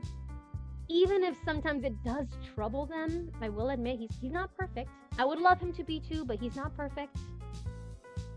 There's so much I want to say about my sweet boy. The footnote is important. Too many people hate on him without realizing the nuance of his dynamic with Jamil, and that makes me sad. It goes both ways, though. I may be a Kalim defender, but it goes both ways. You know, like both people, there are Jamil fans who hate on Kalim too much for my taste, despite things because, you know, considering the story. But too many people who love Kalim hate on Jamil too much. It's like their relationship is very complicated. It's very complicated, and we're gonna see more of that in the main story. But also, it takes a lot of vignettes and a lot of like, and a lot of events that go into it. But yeah. Speaking of Jamil, oh no, I have a fan cast. I forgot. Kalim is just Tanjiro basically if he hadn't lost his siblings and wasn't from a humble background. Because genuinely, both are so pure and so loving no matter how many people hate their guts. People can outright say they hate their guts and be mean to them and rude to them, and they will still welcome them with open arms, still treat them kindly and with respect, and want to help them no matter how much it would trouble them to. Kalim is genuinely just like that. He's just so sweet and so genuine. Of course, now we get it. Jamil Viper, Gaslight, Gatekeep, Girl Boss. I love him. Khalid may be my favorite, but I genuinely adore Jamil. He does have a bit of a rough life. No, that's under exaggeration. He does have a rough life. This is sort of censored in the dub. It says that his family was served Kaleem's for generations. They're basically slaves. His family are basically slaves to Kaleem's family. And that's something that gets censored in the English version a lot. But it does that's one of the things I factor into, like, the nature of their complicated relationship. Because Kaleem does want to treat Jamil as an equal, but Jamil all his life has felt pressure to, like, not outshine Kaleem in anything. Be careful not to stand out, to come across as much of an ordinary student as he possibly can, despite the fact that Jamil is very capable. He's a talented dancer. He is a great singer. Fantastic, absolutely fantastic and amazing. And I will say that is also due in part to his voice actor, who is amazing. His voice actor is part of a twin act that their band. He raps, he sings, it's amazing. So yeah, Kaleem does want to treat Jamil as an equal, but unfortunately, due to their family circumstances, and that's something that Kaleem doesn't really realize, they really can't. They really can't. Jamil became Kaleem's personal poison tester at, like, a young age. He eats all his food beforehand, and he actually has almost died because of it. When he, like, tasted curry with poison intended for Kaleem. Kaleem, in response, actually ended up having more of a trauma from that incident than Jamil somehow. Because Kaleem banned curry altogether from the home. Altogether, because he just hated the fact that it hurt Jamil. Jamil, on the other hand, it's still his favorite food. He still loves curry so much. And that, to me, is, like, one of the examples of, like, the whole complexities of the relationship and the problems between them. It's like, Kaleem did that decision without really consulting Jamil, and it's like Kaleem bans curry. It's Jamil's favorite food. It's a mess. Jamil, on the lighter note, has a severe fear of insects to the point of almost burning down the school store because he saw bugs there. He hates dates to this day after finding an insect in one. So yeah, he could almost die to curry, and he still thinks it's his favorite food, but he finds one bug in a crate of fruit, and he decides to hate that fruit for the rest of his life. Honestly fair, though. Honestly fair. And of course, to reiterate, a lot of people hate him without realizing the nuance of his dynamic with Kaleem, and that makes me sad. I could go on rants about those two, but I want to sum it up as basically, they're both two very traumatized kids that were failed by the adults in their life. That's how I see it. They're two traumatized kids who are failed by the adults in their life. Neither one of them is wrong. Neither one of them is entirely in the right either. Okay? Okay. Fancast, Robbie Damon. I like how he sounds as Megumi. I think it perfectly encapsulates how Jamil tries to be chill when everyone is testing his patience. And that's something I really like about Jamil. I also think that when the parts we see in Jujutsu Kaisen were like Megumi's like unhinged would be so perfect. Would be so perfect for when Jamil like actually manages to show his like how he feels instead of like trying to hold everything back. Palmafiore. Like I said, this is Italian and French mashed together. I don't know how to pronounce that name. It scares me. It's a dorm based on the Ferris Queen spirit of tenacity. Palmafiore is the oldest of the dorms and houses students who excel in potionology and curses and are very stylish. All of them have their own individual like makeup routine and like self-care routine, personally curated by him, my queen, my flawless, beautiful queen. And to qualify for the position of the dorm house warden, traditionally the student has to make the most potent poison out of the entire dorm.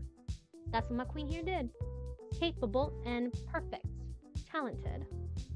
Obviously, it's based off the Disney movie of Snow White. It's a beautiful tyrant. That's the name of the chapter. House warden, Wilschenheit. Yes, that's German. Sorry if I butchered that. And vice house warden is Rook Hunt. We don't have the main character choice for them yet because it hasn't been shown in the manga yet. They don't have a manga yet. Unlike it's like right up to like Scarabia. But yeah, I can't wait to see them. I need them to be the most plain looking MC ever. I need it. I think it'd be perfect. So we have Paul Felmir, the little apple that could. He's the cutest little thing you will see in Twisted Wonderland, apart from the Alexa. He will cut you if you say that. I'm kidding. No, he won't. He looks dainty and feminine. He's actually so rough and tough and such a little rascal.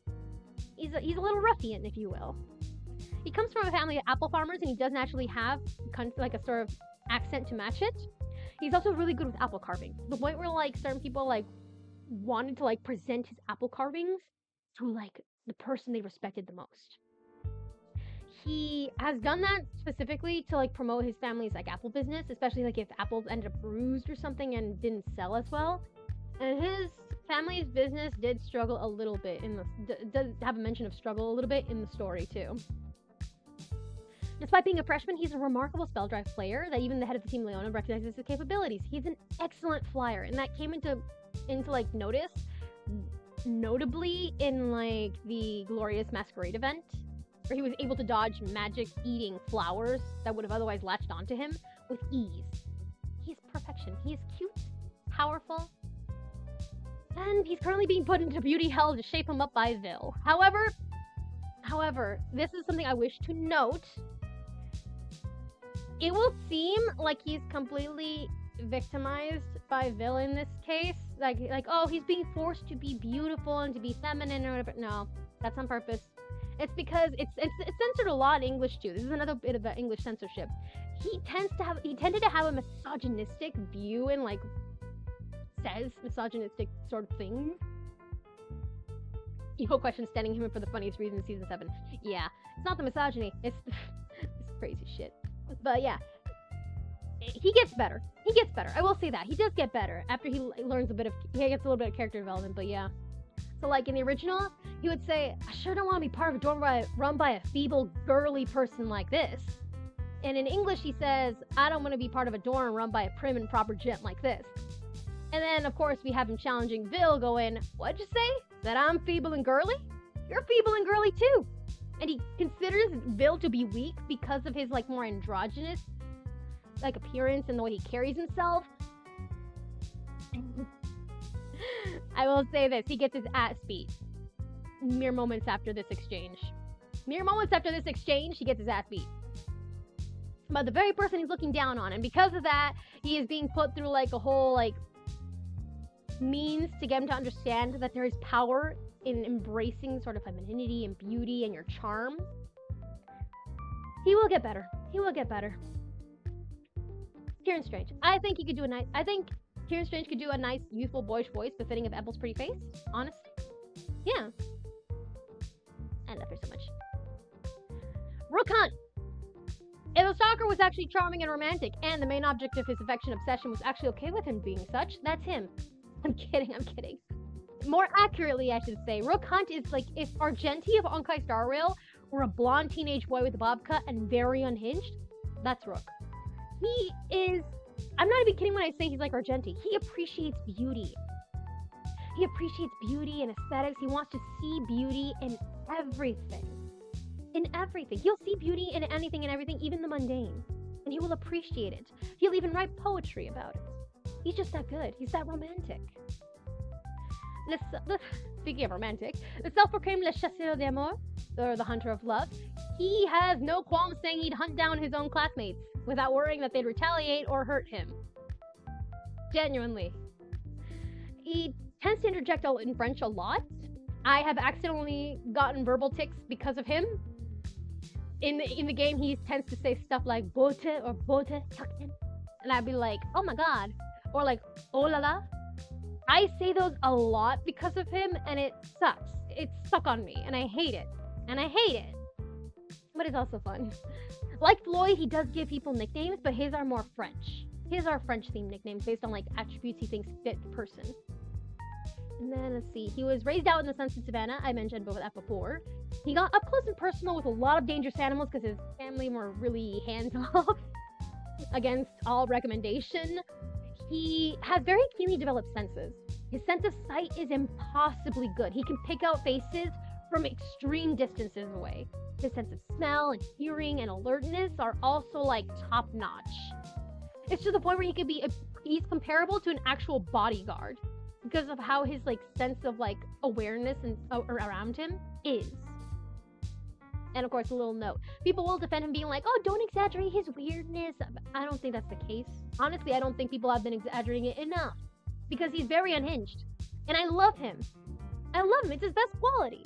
I hope that they don't water down his like weirdness for like the anime. Especially considering like it's going to be on Disney Plus and everything. I genuinely hope they don't water down his weirdness. Simfu. I think he'd be a great VA for Rook. Because I think the idea of an Anaxagoras going between saying unhinged things and saying romantic things would be so funny to me. Plus, I just like how he sounded as Doma. I'm weak. What can I say? Also, this is an example of Rook being unhinged. So, like, we have just a normal vignette. This isn't one of the vignettes, of course. It's a normal exchange that's, good morning, nice weather we're having. No, what a fine day for observing a certain someone. Already, he's stalking someone. Look there, he's about to emerge. Just look at that magnificent yawn. It provides a perfect view of his carnivorous canines. If those sharp fangs of his pierced my windpipe, why, I'd be done for in an instant. The very notion makes my heart quiver. He's talking about Leona, by the way. He is obsessed with both Leona and Vil. Leona, he says a lot of unhinged things about wanting to hunt Leona. And wanting to observe him and like things like this where he's just like, oh wow, he has like such sharp fangs, he's so fierce. I love him, I love his ferocity. I love how he is, I love how he carries himself. Yeah. And of course we have his exchange with Vil here. This is from the Glorious Masquerade. This is one of his more romantic exchanges. We have, oh Vil, I implore you to forgive me for leaving you alone in such a way. I leave you this flower ere my departure. I shall return in time by the time this bud blooms. Please, keep it and do not forget me. To which Vil, of course, emphasizes, you do realize you'll be gone 72 hours and not 72 weeks, right? But that's just Vil. That's just Rook. That's just how Rook is. He's romantic, he's unhinged. I love both sides of him. I'm surprised they didn't censor him as much as they could have in the English release, especially considering Cater. Because, yeah, sure, Cater wanting to date Vil or, like, thinking about dating Vil is, like, too much. But Rook being unhinged about Leona sinking his fangs into his throat and how much it'd make his heart quiver is not enough? I don't know. Of course, Vil Schönheit. He's not a man. He's a phenomenon. He's a celestial event, a once-in-a-lifetime alignment of the stars, a cosmic masterpiece sculpted by the seven themselves. When he moves, it's not just movement. It's poetry. Something Rook would say probably, I guess. So, this one I love to compare. Vil and Shinso from My Hero Academia. They're both purpley boys who spent their formative years being treated as or seen as villains because they weren't suited for the hero image due to factors they really couldn't control, and thus developed a sort of complex about it that now are striving to prove the world wrong in. Of course, it's different circumstances. Shinso is really for his quirk and how he could be seen as villainous because of his mind control. And Vil, it's because, well, he's an actor, but people deem him too poised and too perfect to ever be a hero. And so he's only ever slotted in like villain roles. And it's to the point where people outside are like his acting. Like he could just be walking down the street and people will see him as a villain and treat him as such. Because of like all the roles he's taken on and how much he's been typecast. Of course he takes it in stride. He's just like, people will think what they want to think. I'm going to prove them wrong. Also, remember how I said Leona had beef with a blonde? That was basically like his Kave? Yeah, that's him. He places such a high emphasis on beauty and self-care and doing whatever it takes, working the hardest you can to achieve your dreams. Whereas Leona is basically just like kind of just given up. He's just like, why would I chase something if I know I'm not going to win it? That's Leona's whole thing. Vil, on the other hand, is I'm not going to win it. There's a chance I won't win it, and I know it's more likely that I won't, but that won't stop me from trying everything I can to achieve my dream. And that's why I love Vil so much. He never actually had any formal magic training before Night Raven College, but he's very proficient in potions and alchemy, and he's very strong in magical combat, despite all that. He's also well versed in like martial arts, like fencing and boxing, because he picked those up for like his acting roles and for self-defense. He regularly trains with weights and he has a jog routine. He jogs with Jack every morning to maintain his physical strength and condition. So yeah, he looks very fair and dainty, of course, and beautiful, but he can kick ass.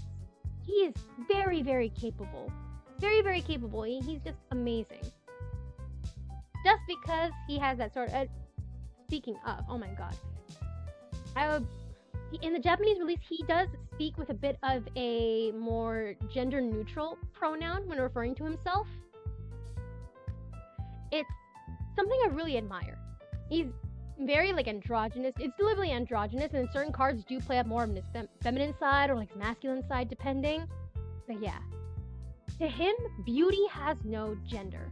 I'm gonna die for that concept. Na, na, na, na, na, na. But yeah, to him, beauty has no gender.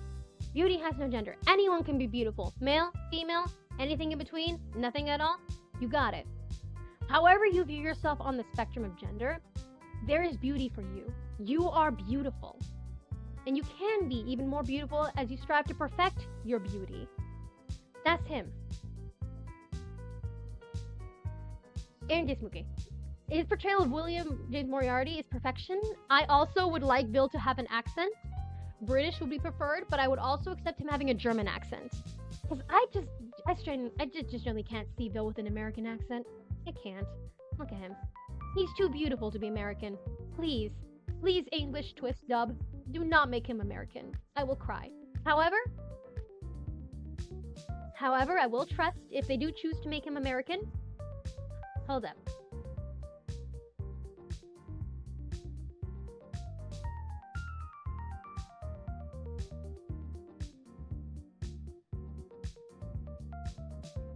Okay, I'm back. I died for a little bit. So yeah, he is all about hard work. He is very much... Yes, he has like his connections and he has his advantages, but he's also very centered on the whole idea you can achieve anything you want with sufficient hard work. As long as... One of his best quotes, I think, was basically like, you can have the most minuscule chance. A 0.01% chance can be turned into a success. Because it's basically the epitome of that whole, like, you miss every shot you don't take. That's basically his whole deal. I respect him for that. That's like such a good message to send. You may think that he's just a prick and he's just like a typical mean girl character. No, he has depth and wonder. Okay, Ignihyde. It is a dorm based on the King of the Underworld spirit of diligence. It is home to students who like specialize in like technology and stuff. And it's also introvert central, honestly. It's introvert central. No one's really that social. They're not outgoing. They tend to be quiet and keep to themselves. But they're all tech savvy. They're all very tech savvy. They do game a lot. They're great. They're great people. Let's see. Obviously based off the movie Hercules. Watchmen of the Underworld is the name of the chapter that it's based off, that's centered on. That's season 6. I feel so sorry for Edia stans. But not as much as I feel sorry for the Malia stans. Ooh. Anyways, House Warden, Edia Shroud. We don't have anybody named that's the Vice House Warden. It should be Ortho because Ortho is precious. He's my baby. We don't have any main character for them either. Speaking of Ortho Shroud, the cutest little lad. Anyone who says otherwise will endure the wheel for their crimes against this absolute angel. He is a baby. He is precious. He has never done anything wrong in his life. That said, he's always 0.5 seconds away from firing his laser to vaporize someone when he gets mad, setting off ominous, mysterious countdowns whenever people make judge his brother or slight him. And he doxes people at any given moment he so feels the urge to, or threatens to dox them.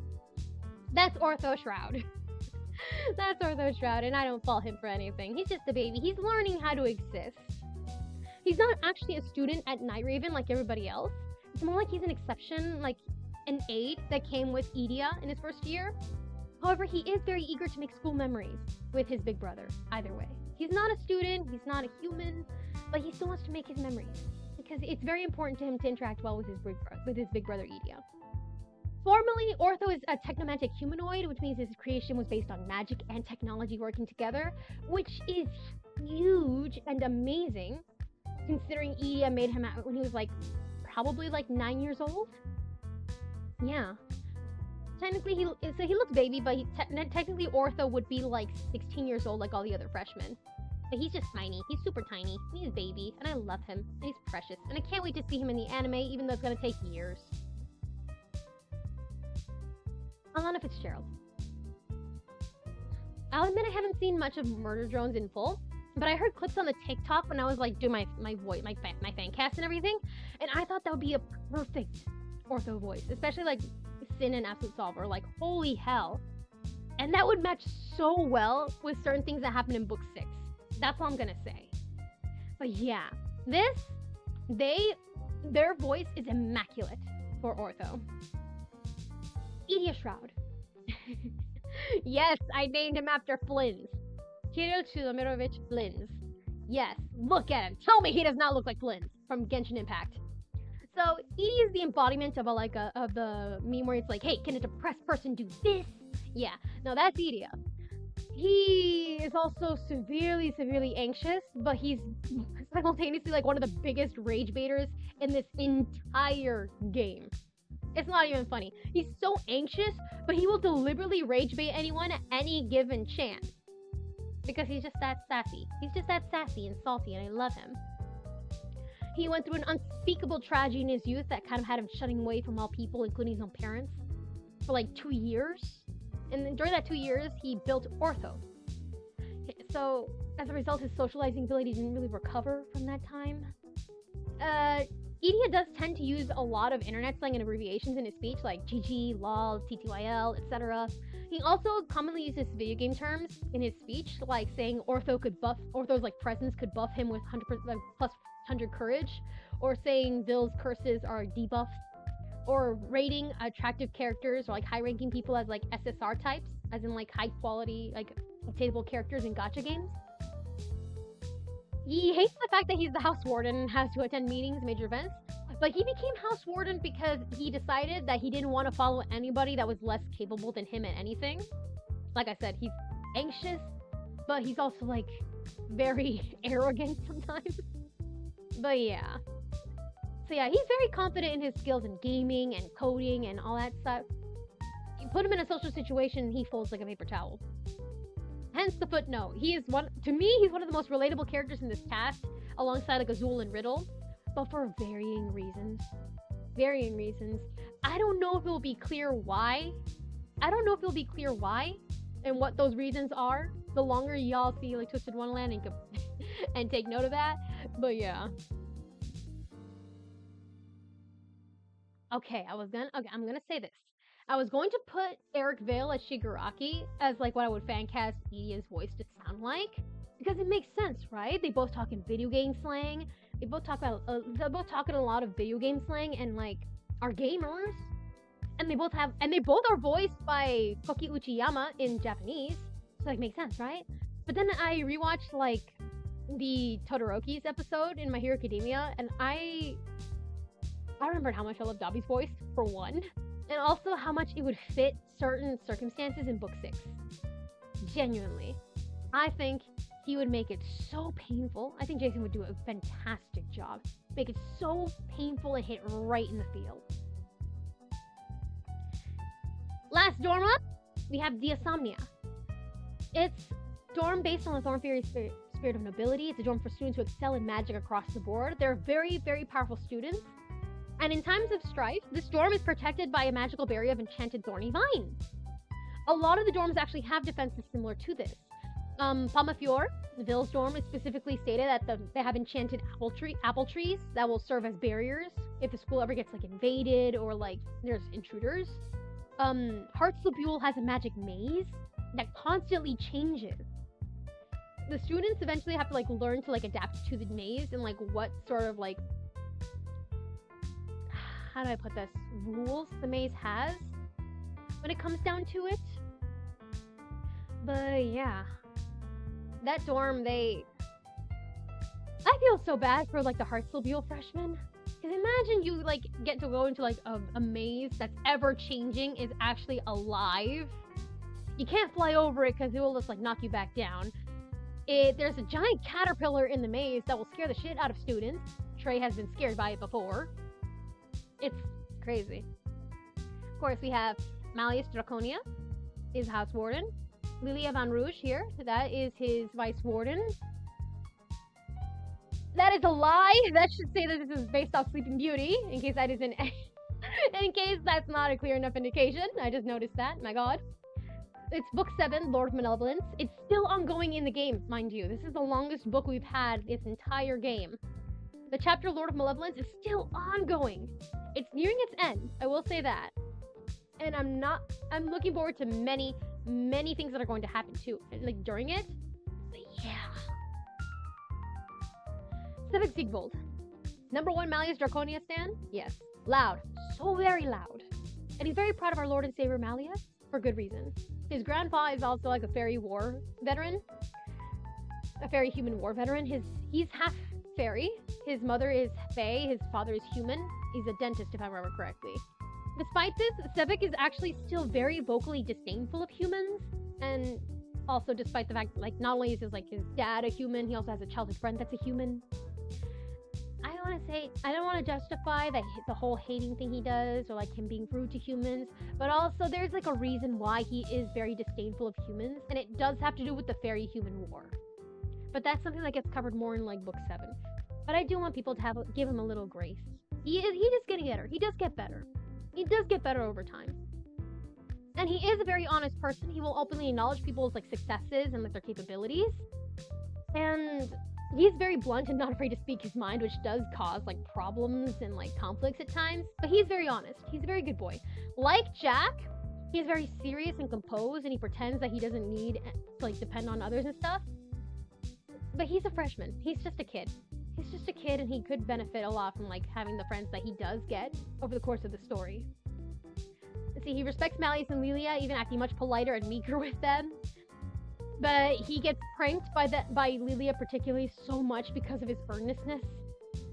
Because of his earnestness, he gets pranked so much, and it's kind of cute, but also he all got bad for him. Fancast. David Wald. I like his voice. I think he would be perfect for Sebek, especially how he does Tetsu Tetsu in My Hero Academia. I love him so much. I love him so much. Like, Tetsu Tetsu in My Hero Academia is basically just Sebek. Like, in terms of like how boisterous and rowdy he is a bit sometimes. Silver, the sleepy princess. The most Disney princess character there is in the main cast, and that's even more than Colleen. Because you will not catch Silver spying on his childhood friend via security cameras to hunt him down and play with later. No. Silver's generally so sweet and kind. Animals love him. They will literally help him at any given time. He needs a plant in his potions class. Next thing you know, like, chipmunks and birds are coming down with sprigs of the very thing he needs. Oh, look. Cute little bird, give me a flower. But yeah. Silver is a very serious and reserved person who rarely has any intense emotional reactions or anything, but he does want to become a knight to repay Lilia and Malleus. He wants to protect Malleus. If I were to say and compare Silver's personality, I want to say it's like Todoroki from My Hero Academia. But like after his like character development in the sports arc. It's like he does miss certain social cues. He is very sincere and very blunt, accidentally offends people. He does have his struggles in certain aspects of like socializing, but he genuinely is very sincere. He's such a good boy. He's such a good boy. He has a tendency to fall asleep at any given moment, sort of like narcolepsy, though it's not actually named in the game. And not even the loudest of alarm clocks can like rouse him easily. It's due to a spell that was put on him in his childhood, or like in or when he was a baby specifically. But yeah, he tends to fall asleep at any given time. And it is a struggle for him academically. He does try his very best to like accommodate himself based on it, but yeah. As a child, Silver believed that Lilia was his biological father, and when he learned, he was so distressed he ran away and had to be brought back home. But yeah, he generally does treasure and love Lilia so very much. But of course, he has to, like, keep appearances in front of the school and of his school chums and everything. Well, I'm gonna die for a sec. Hold up. Yeah. But yeah, he has to keep appearances in front of his school chums and everything. Bro is literally living the plot out of the extremely goofy movie in which his dad is going to school with him. It's funny. And I'm okay saying that because we get to learn that anyways. But yeah, I just love him so much. I just love him so much. He's so sincere and so cute. And I'm going to cry when we inevitably get all the way to book 7 and we get to hear more of his backstory. Howard Wang. I think he has a gentle voice that would soothe Silver very much. Specifically, I would always think of him like Langa from Skate whenever I would hear his dialogues. But he would do so amazingly well, particularly in like intense emotional scenes. Like I mentioned, like there's something that happens in book 7 with Silver that absolutely like, broke my heart. But I think he could pull it off. I think he could pull it off and be an excellent voice for Silver. My other choice for Silver would have been Yuri Lowenthal. Because I'm a sucker for his Dane Smith voice. Sue me. Lilia Von Rouge. Would you believe me if I told you he is a venerated Fey human war veteran? Actually not. Most people back home hate him. Specifically the council or the Senate hate him back home. He's 700 years old and still acting so cute and playful. But watch out. Because when he locks in and he will read you for filth. He has hella advice and experience that he does use to his advantage. When he's serious, he's serious. He's very playful otherwise. Think of like Linny from Genshin Impact. He's very playful, very cutesy, very fun, and then he locks in and it's like, oh, you can tell he was a general. You can tell. Speaking of, back when he was a general, Lilia did not really care for how food tasted. He just more saw it as a means to an end, means to survival. And so he would make the most unholy concoctions in the name, as long as they had like proper nutritional value. So it's like, they're good for you. But also, are they really? And even in present day, he still experiments and still makes absolute atrocities when it comes to cooking. And yes, he raised Silver after finding him as a baby. He hatched Malleus's egg after his parents died. He trained both Sebek and Silver throughout their childhood. So basically, they're his children. He's also canonically bi, which actually escaped the censors, unlike Cater. No, I say that playfully, but also seriously. Because, like, he was indeed confirmed to be in love with Malleus's mother. Like, I can say that because it's part of his character. He was indeed confirmed to be, like, in love with Malleus's mother. He was in love with Malleus's mother, and she herself has a dialogue mentioning that he also very much dearly loved and treasured Malleus's father as well. So that's why I say that he's canonically bi. To me. But I'm pretty sure it's basically canon anyway, so I love him. My beautiful king. Fancast, Damon Mills.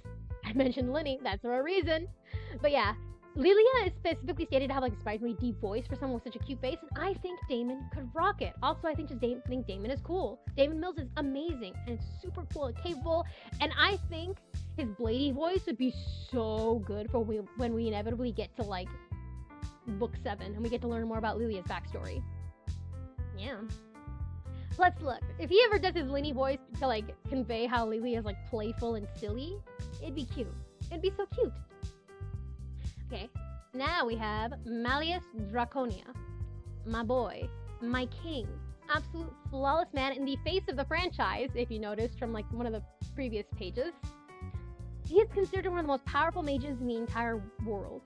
When he was younger, he once set his like homeland ablaze during a lantern lighting ceremony because he did not know how to adjust his magic output, and he routinely would cause problems back home. When he would be like left in his castle and he'd get upset, he would cause massive storms and freeze people. Lightning strikes when he's mad or upset. He needs to like carefully like manage his emotions, because such immense power he has could actually kill someone if he doesn't manage it well. And it's just, I have so many feelings about him. His most precious possession is a Tamagotchi that Lilia gave him, to the point where like he like carries it with him everywhere. He's not good with technology at all, But he's so very careful with his little Tamagotchi, feeding it, taking care of it, getting sad when the little creature dies and has to hatch him a new egg. His special interest is in gargoyles. And he will ramble off to anyone willing to listen and will get upset if you mistake gargoyles for grotesques. There is a difference. One has a spout that is supposed to help, like, get water off the rooftops, and one is just for decorative purposes. He has started a club. It has everything and anything to do with appreciating gargoyles and learning about them. But most people are too scared of him to really join. It's lamentable. It's lamentable. Because of how powerful he is and how prominent he is as the heir to the throne, he's the Prince of Briar Valley. He's the outright prince of his homeland, the crown prince of his homeland, and people are intimidated by that, by his demeanor, his very serious demeanor, his power, how volatile his emotions can be if he's not controls them. But he's generally a sweet guy. He's generally a dorky, sweet guy who loves the people he's around, who loves the people he chooses to surround himself with and considers friends. He's so sweet and genuine. He also has a lot of ship teas with, like, our playable character. It's so cute. It's so cute. Like I said, this is not a dating sim game, but there are certain points where, like, the characters do have, like, moments where it's like, ayo? Ayo? But yeah, I genuinely love him so much. We don't really get to formally meet him until, like, season 2, in which case we have the funniest meet cute, and I can't wait for anime onlys to see that. Fancast. I struggled so much to figure out who I would fancast as Malleus, and then I dug into the deepest, darkest recesses of my childhood, and I was like, oh yeah, remember you had a crush on Sesshomaru when you were a kid? David K. I think you as Sesshomaru would sound so well with Malleus. Because Malleus, everyone else, I had a specific voice actor I kept in mind when I was, like, playing through the game and, like, trying to figure out how they would sound in English. Not Malleus. Malleus, all the way through, I only thought of Kazuki Kato. Because he's just that awesome. Also, you should listen to Kazuki Kato singing, because holy hell, that man has a voice to die for. And I highly recommend, on that note, I highly recommend you check out the official songs that they have released for the characters. I'm not just saying that because I have been doing covers of them in Spanish specifically. But yeah, in general, the music is really good. And currently ongoing for, like, the Japanese servers and the Japanese, like, version of the game, they have an event called Blazing Jewel that features those songs. And I think they're gonna have, like, a concert or concert viewings of the songs too. It's great. It's fantastic. So, now we introduce the extras. We have Dara Crowley here, Moses Train, Divis Cruel, Ashton Vargas, and Sam. And this is always where the therapist would go, if they had one. I'm kidding, no. The school actually does have therapists and stuff for, like, the students, but, like, we don't even have them named. They're that irrelevant. So, first up, Moses Train. Obviously, he's based off Lady Tremaine, if that isn't clear enough. Is he strict? Yes. Is he also the wife guy and the best father in the game, besides Bill's? Yes. So he's a package deal with Lucius. That's his late wife's cat. This little chunky thing right here. That's ours. That's his chunky creature. He lets Lucius straight up just police his students during his lectures. The cat will wander around the room and, like, smack people that are falling asleep. Plus, the cat does disrupt people's learning because it will meow and yowl in the middle of the lectures. He doesn't care. He'll let it happen. He has 2 daughters, Anna, and depending on if you play the Japanese game or, like, the English release, it's Dolly or Zella for his second one. And he became a widower when his daughters were very young, and he still raised them the best he could by himself. He did not remarry at all, unlike Lady Tremaine, because he still holds the wife of his deceased memory very dearly. He still holds her very dearly in his heart, and he has very immense pride in his daughters whenever, like, they contact him to, like, make sure he's okay, he's taking care of himself, and how he's handling everything. Train is very cultured, and he's a connoisseur in many fields of magical history, except a lot of, like, Fae-related history, because, well, he's only human, right? He also originally wanted to teach at the other school, the rival school, but then, unfortunately, he got stuck with us. John Tracy, I think, would be an excellent voice for Train. He has a certain je ne sais quoi. Plus, if we ever do get like a Glorious Masquerade movie, I would love to hear him like deliver all of Train's lectures. Everything Train says that entire event, I would love to hear this man recite it. He has such a nice voice. Diva's cruel. D-I-V-A, he is a diva. And it figures that male Cruella de Vil would slay as much as the original, right? Let me to die. 1 sec.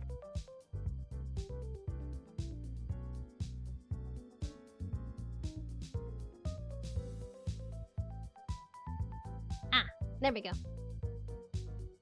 There we are. I was like, where am I? Where's my camera? No. Yeah.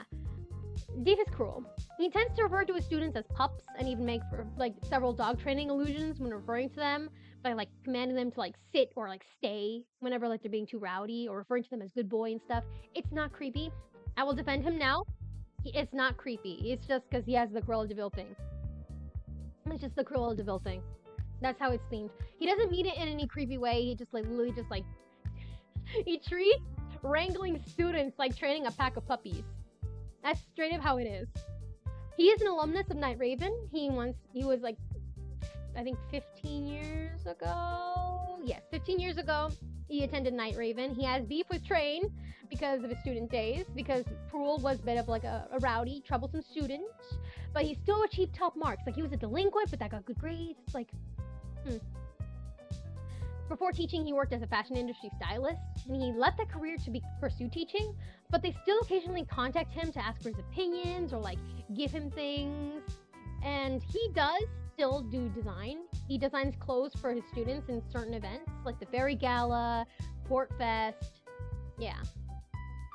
And that's not his natural hair color. He dyes the white portion. But yeah, he is a gifted duelist. He's very powerful. It's amazing. I love Cruel. And of course, his voice. Ray Chase! I just love him. That's why. I love how his voice is. I think Ray Chase would do Diva's Cruel such justice. Particularly how I've seen of him as Scandalabra and Date Everything, but also just how he carries himself as Nicolette, and of course Noctis, yes. But yeah, I think if anyone could give him a nice, rich voice that sounds very poised, but also very judgmental and very sassy, I think it'd be Ray Chase. He's perfect. Ashton Vargas. Is it any question which Disney villain he's based off of? And yes, he's the PE teacher because it just makes sense. If Alex Armstrong were a brunette, that's him. He's very famous back home, to where people send fan letters to him all the time and fight over his attention. The fact that he became a teacher and chose to settle down there was a shock to everyone in his homeland. And yes, he does have his LeFou. His LeFou also does contact him frequently. Vargas actually has stated that he would prefer if the guy would actually contact him and call him directly than like go through letters. But apparently, like among the fans he has back home, they all have an agreement to like stick to fan letters so no one can monopolize his time. But yeah, he's genuinely a good guy though. He does care about. He is vain and stuff, and very like like pushy when it comes to like health and fitness. But he does care about his students. He wants them to be their best selves and be in their best physical condition, and will do the damnedest he can to help them when needed. Straight up.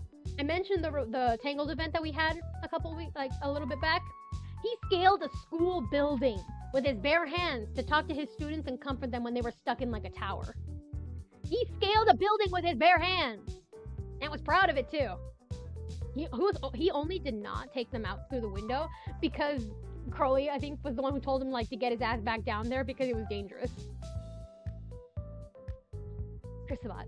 Really, I mentioned Alex Armstrong, come on. I think if there's anyone who's manly enough and cool and silly enough to manage Ashton Vargas, I think he could do it. He could do it flawlessly. Especially with just like how he is as All Might. I think it's so cute. We have Sam.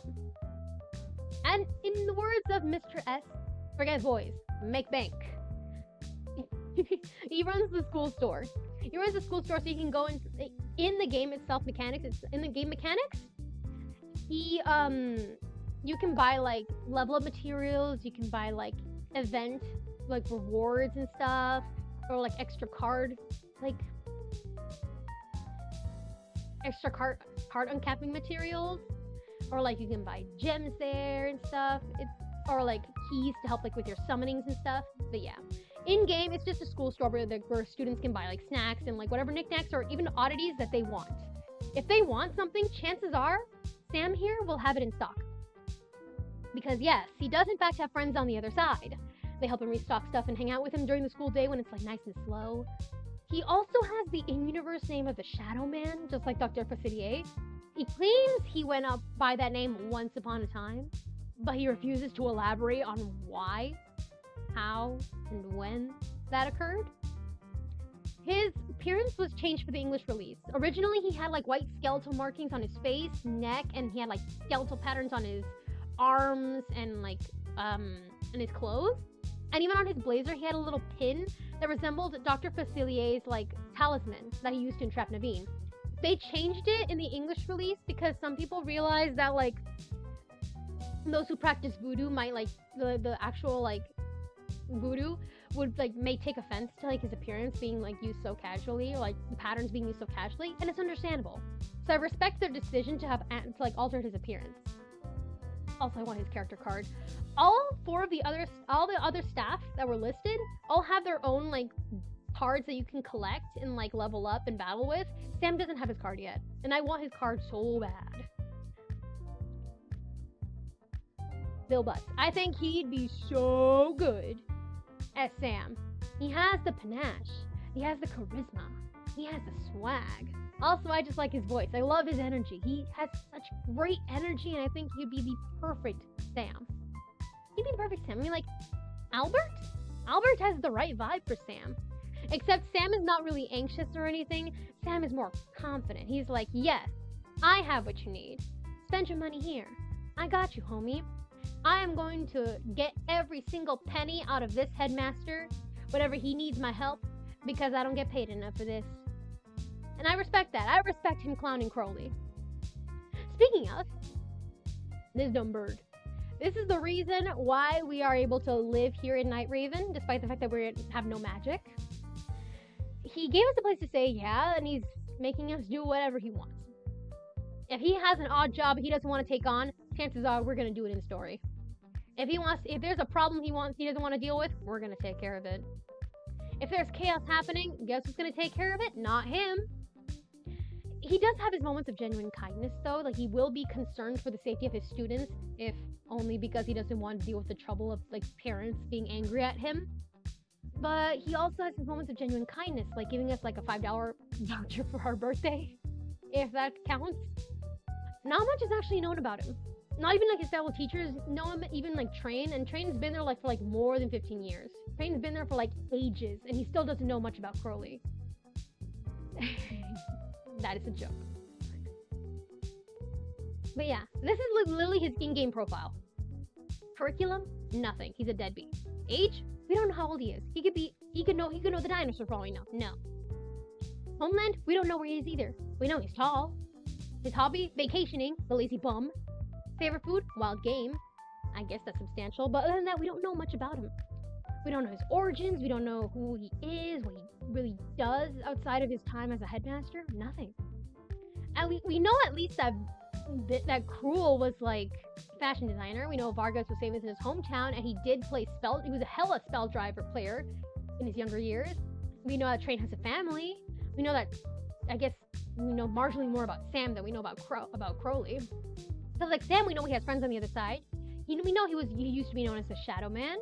We know that he's from Porto Bliss. Crowley, we don't know anything. And that makes him sus. Anyways, BA. Okay, in my defense, if you heard him as Gojo, it matches this dude's whimsy so perfectly, it's not even funny. At first, he was like one of those characters I had no idea what I would like think of him in his voice role for.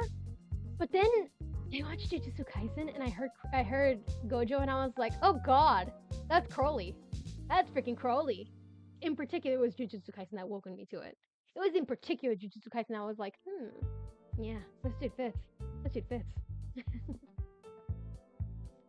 And of course, last but certainly not least, in the extras character category, we have our boy, Grim, my precious little angel. He's cute. Is he annoying? Yes. Is he a glutton? Yes. Does he eat things he's not supposed to and gives us a stress? Yes. But he is my baby, and I will treasure him. So he's a dire beast capable of speech. He's like a magical Meowth, like an extra magical Meowth. He's a bad kitty who learns strength through the power of friendship. Also setting people's butts on fire. But he is like Ace and Deuce. He is our ride or die through thick and thin. Even if he acts like we're nothing but his hench human and he's superior and he doesn't need us and he's better than us. But he genuinely does care. He's like if Paimon were more of an asshole. He's genuinely a sweetheart. Genuinely. He wants so badly to be a great mage when he's older. So that's why he wants to attend Night Raven College. And it's so sweet. His development over the course of the story and how much he gets attached to the playable character, to us, is so good. I love it so much. That's a surprise mouse because will come in handy later. Max Middleman. I think he'd be a great voice for Grim, if only because of Plag from Miraculous Ladybug. The way he does Plag is the voice I would perfectly envision for Grim. Look, they're both catos. They're both catos. They're so cute. So, we also have these extras. Yes, your eyes are not deceiving you. That is Gantu from Lilo and Stitch. He is an antagonist in one of the events that we have. Because we actually do have like a Stitch Lost in the Book event. These are characters we will meet later. This is another event. This is the Glorious Masquerade event. This is the Snow White character I mentioned earlier. Isn't he cute? This was a recent event we had. The Playful Land event. It was based off the Pinocchio story. This one obviously is Hunchback of Notre Dame, Lilo and Stitch. This is a character that we get to face off in the first season. Look forward to it. And of course, the game itself gives us like a lot of lore in each character, as well as like the world events, so like the world's like plot, limited events, and vignettes on each pulled card. Though some of the more recent cards don't have many like side stories. Basically, the vignettes are like little stories featuring characters in those specific outfits and situations. And I'm so sad that the anime is not going to be able to like cover it. You know what I mean? Because like it's just going to focus on the main story, and a lot of character development is going to be lost because it's not going to be covered. And I'm so sad, which is why I will forever encourage you to like anyone who's like getting into Twisted Wonderland to play the game. Play the game. Will it be a bit of a hassle sometimes, and especially at the beginning? Yes. But it is very well worth it. It is very well worth it to learn more about these characters that you come to love and enjoy. Speaking of events, by the way, our upcoming event. It is the Nightmare Before Christmas themed event. It'll be happening this month. Mid-October, we're getting this event. I'm so stoked! I am so stoked! So there you are at a book fair when you happen upon a book that suddenly starts glowing.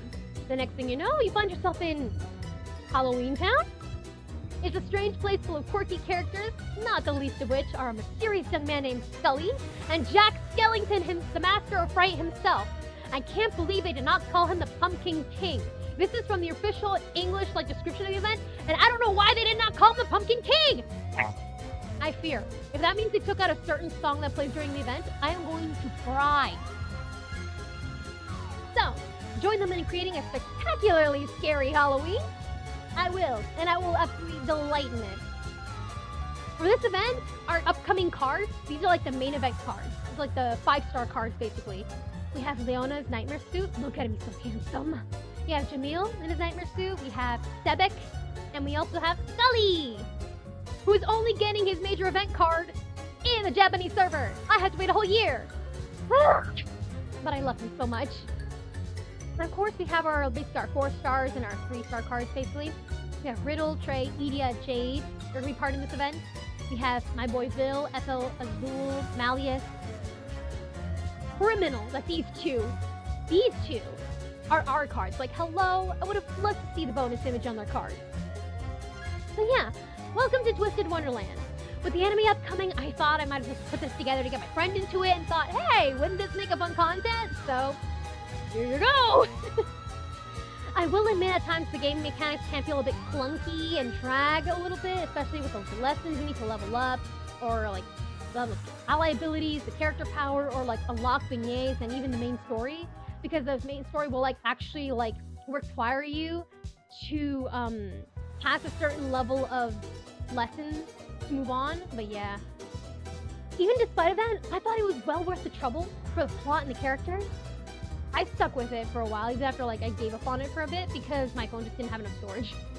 But yeah, certain plots and narratives I kind of had a side eye for various reasons. But hey, no story claims to be perfect, and Twisted Wonderland is certainly not one of those who will be perfect in its entirety.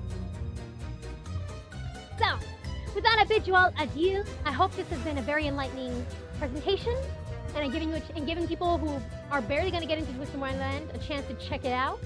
If you already knew Twisted Wonderland and came in and are judging everything I said, yeah, my bad. Also, wish me luck, because I'm going to show this to my friend, and I really want to have another best friend to be, like, insane about when it comes to this game.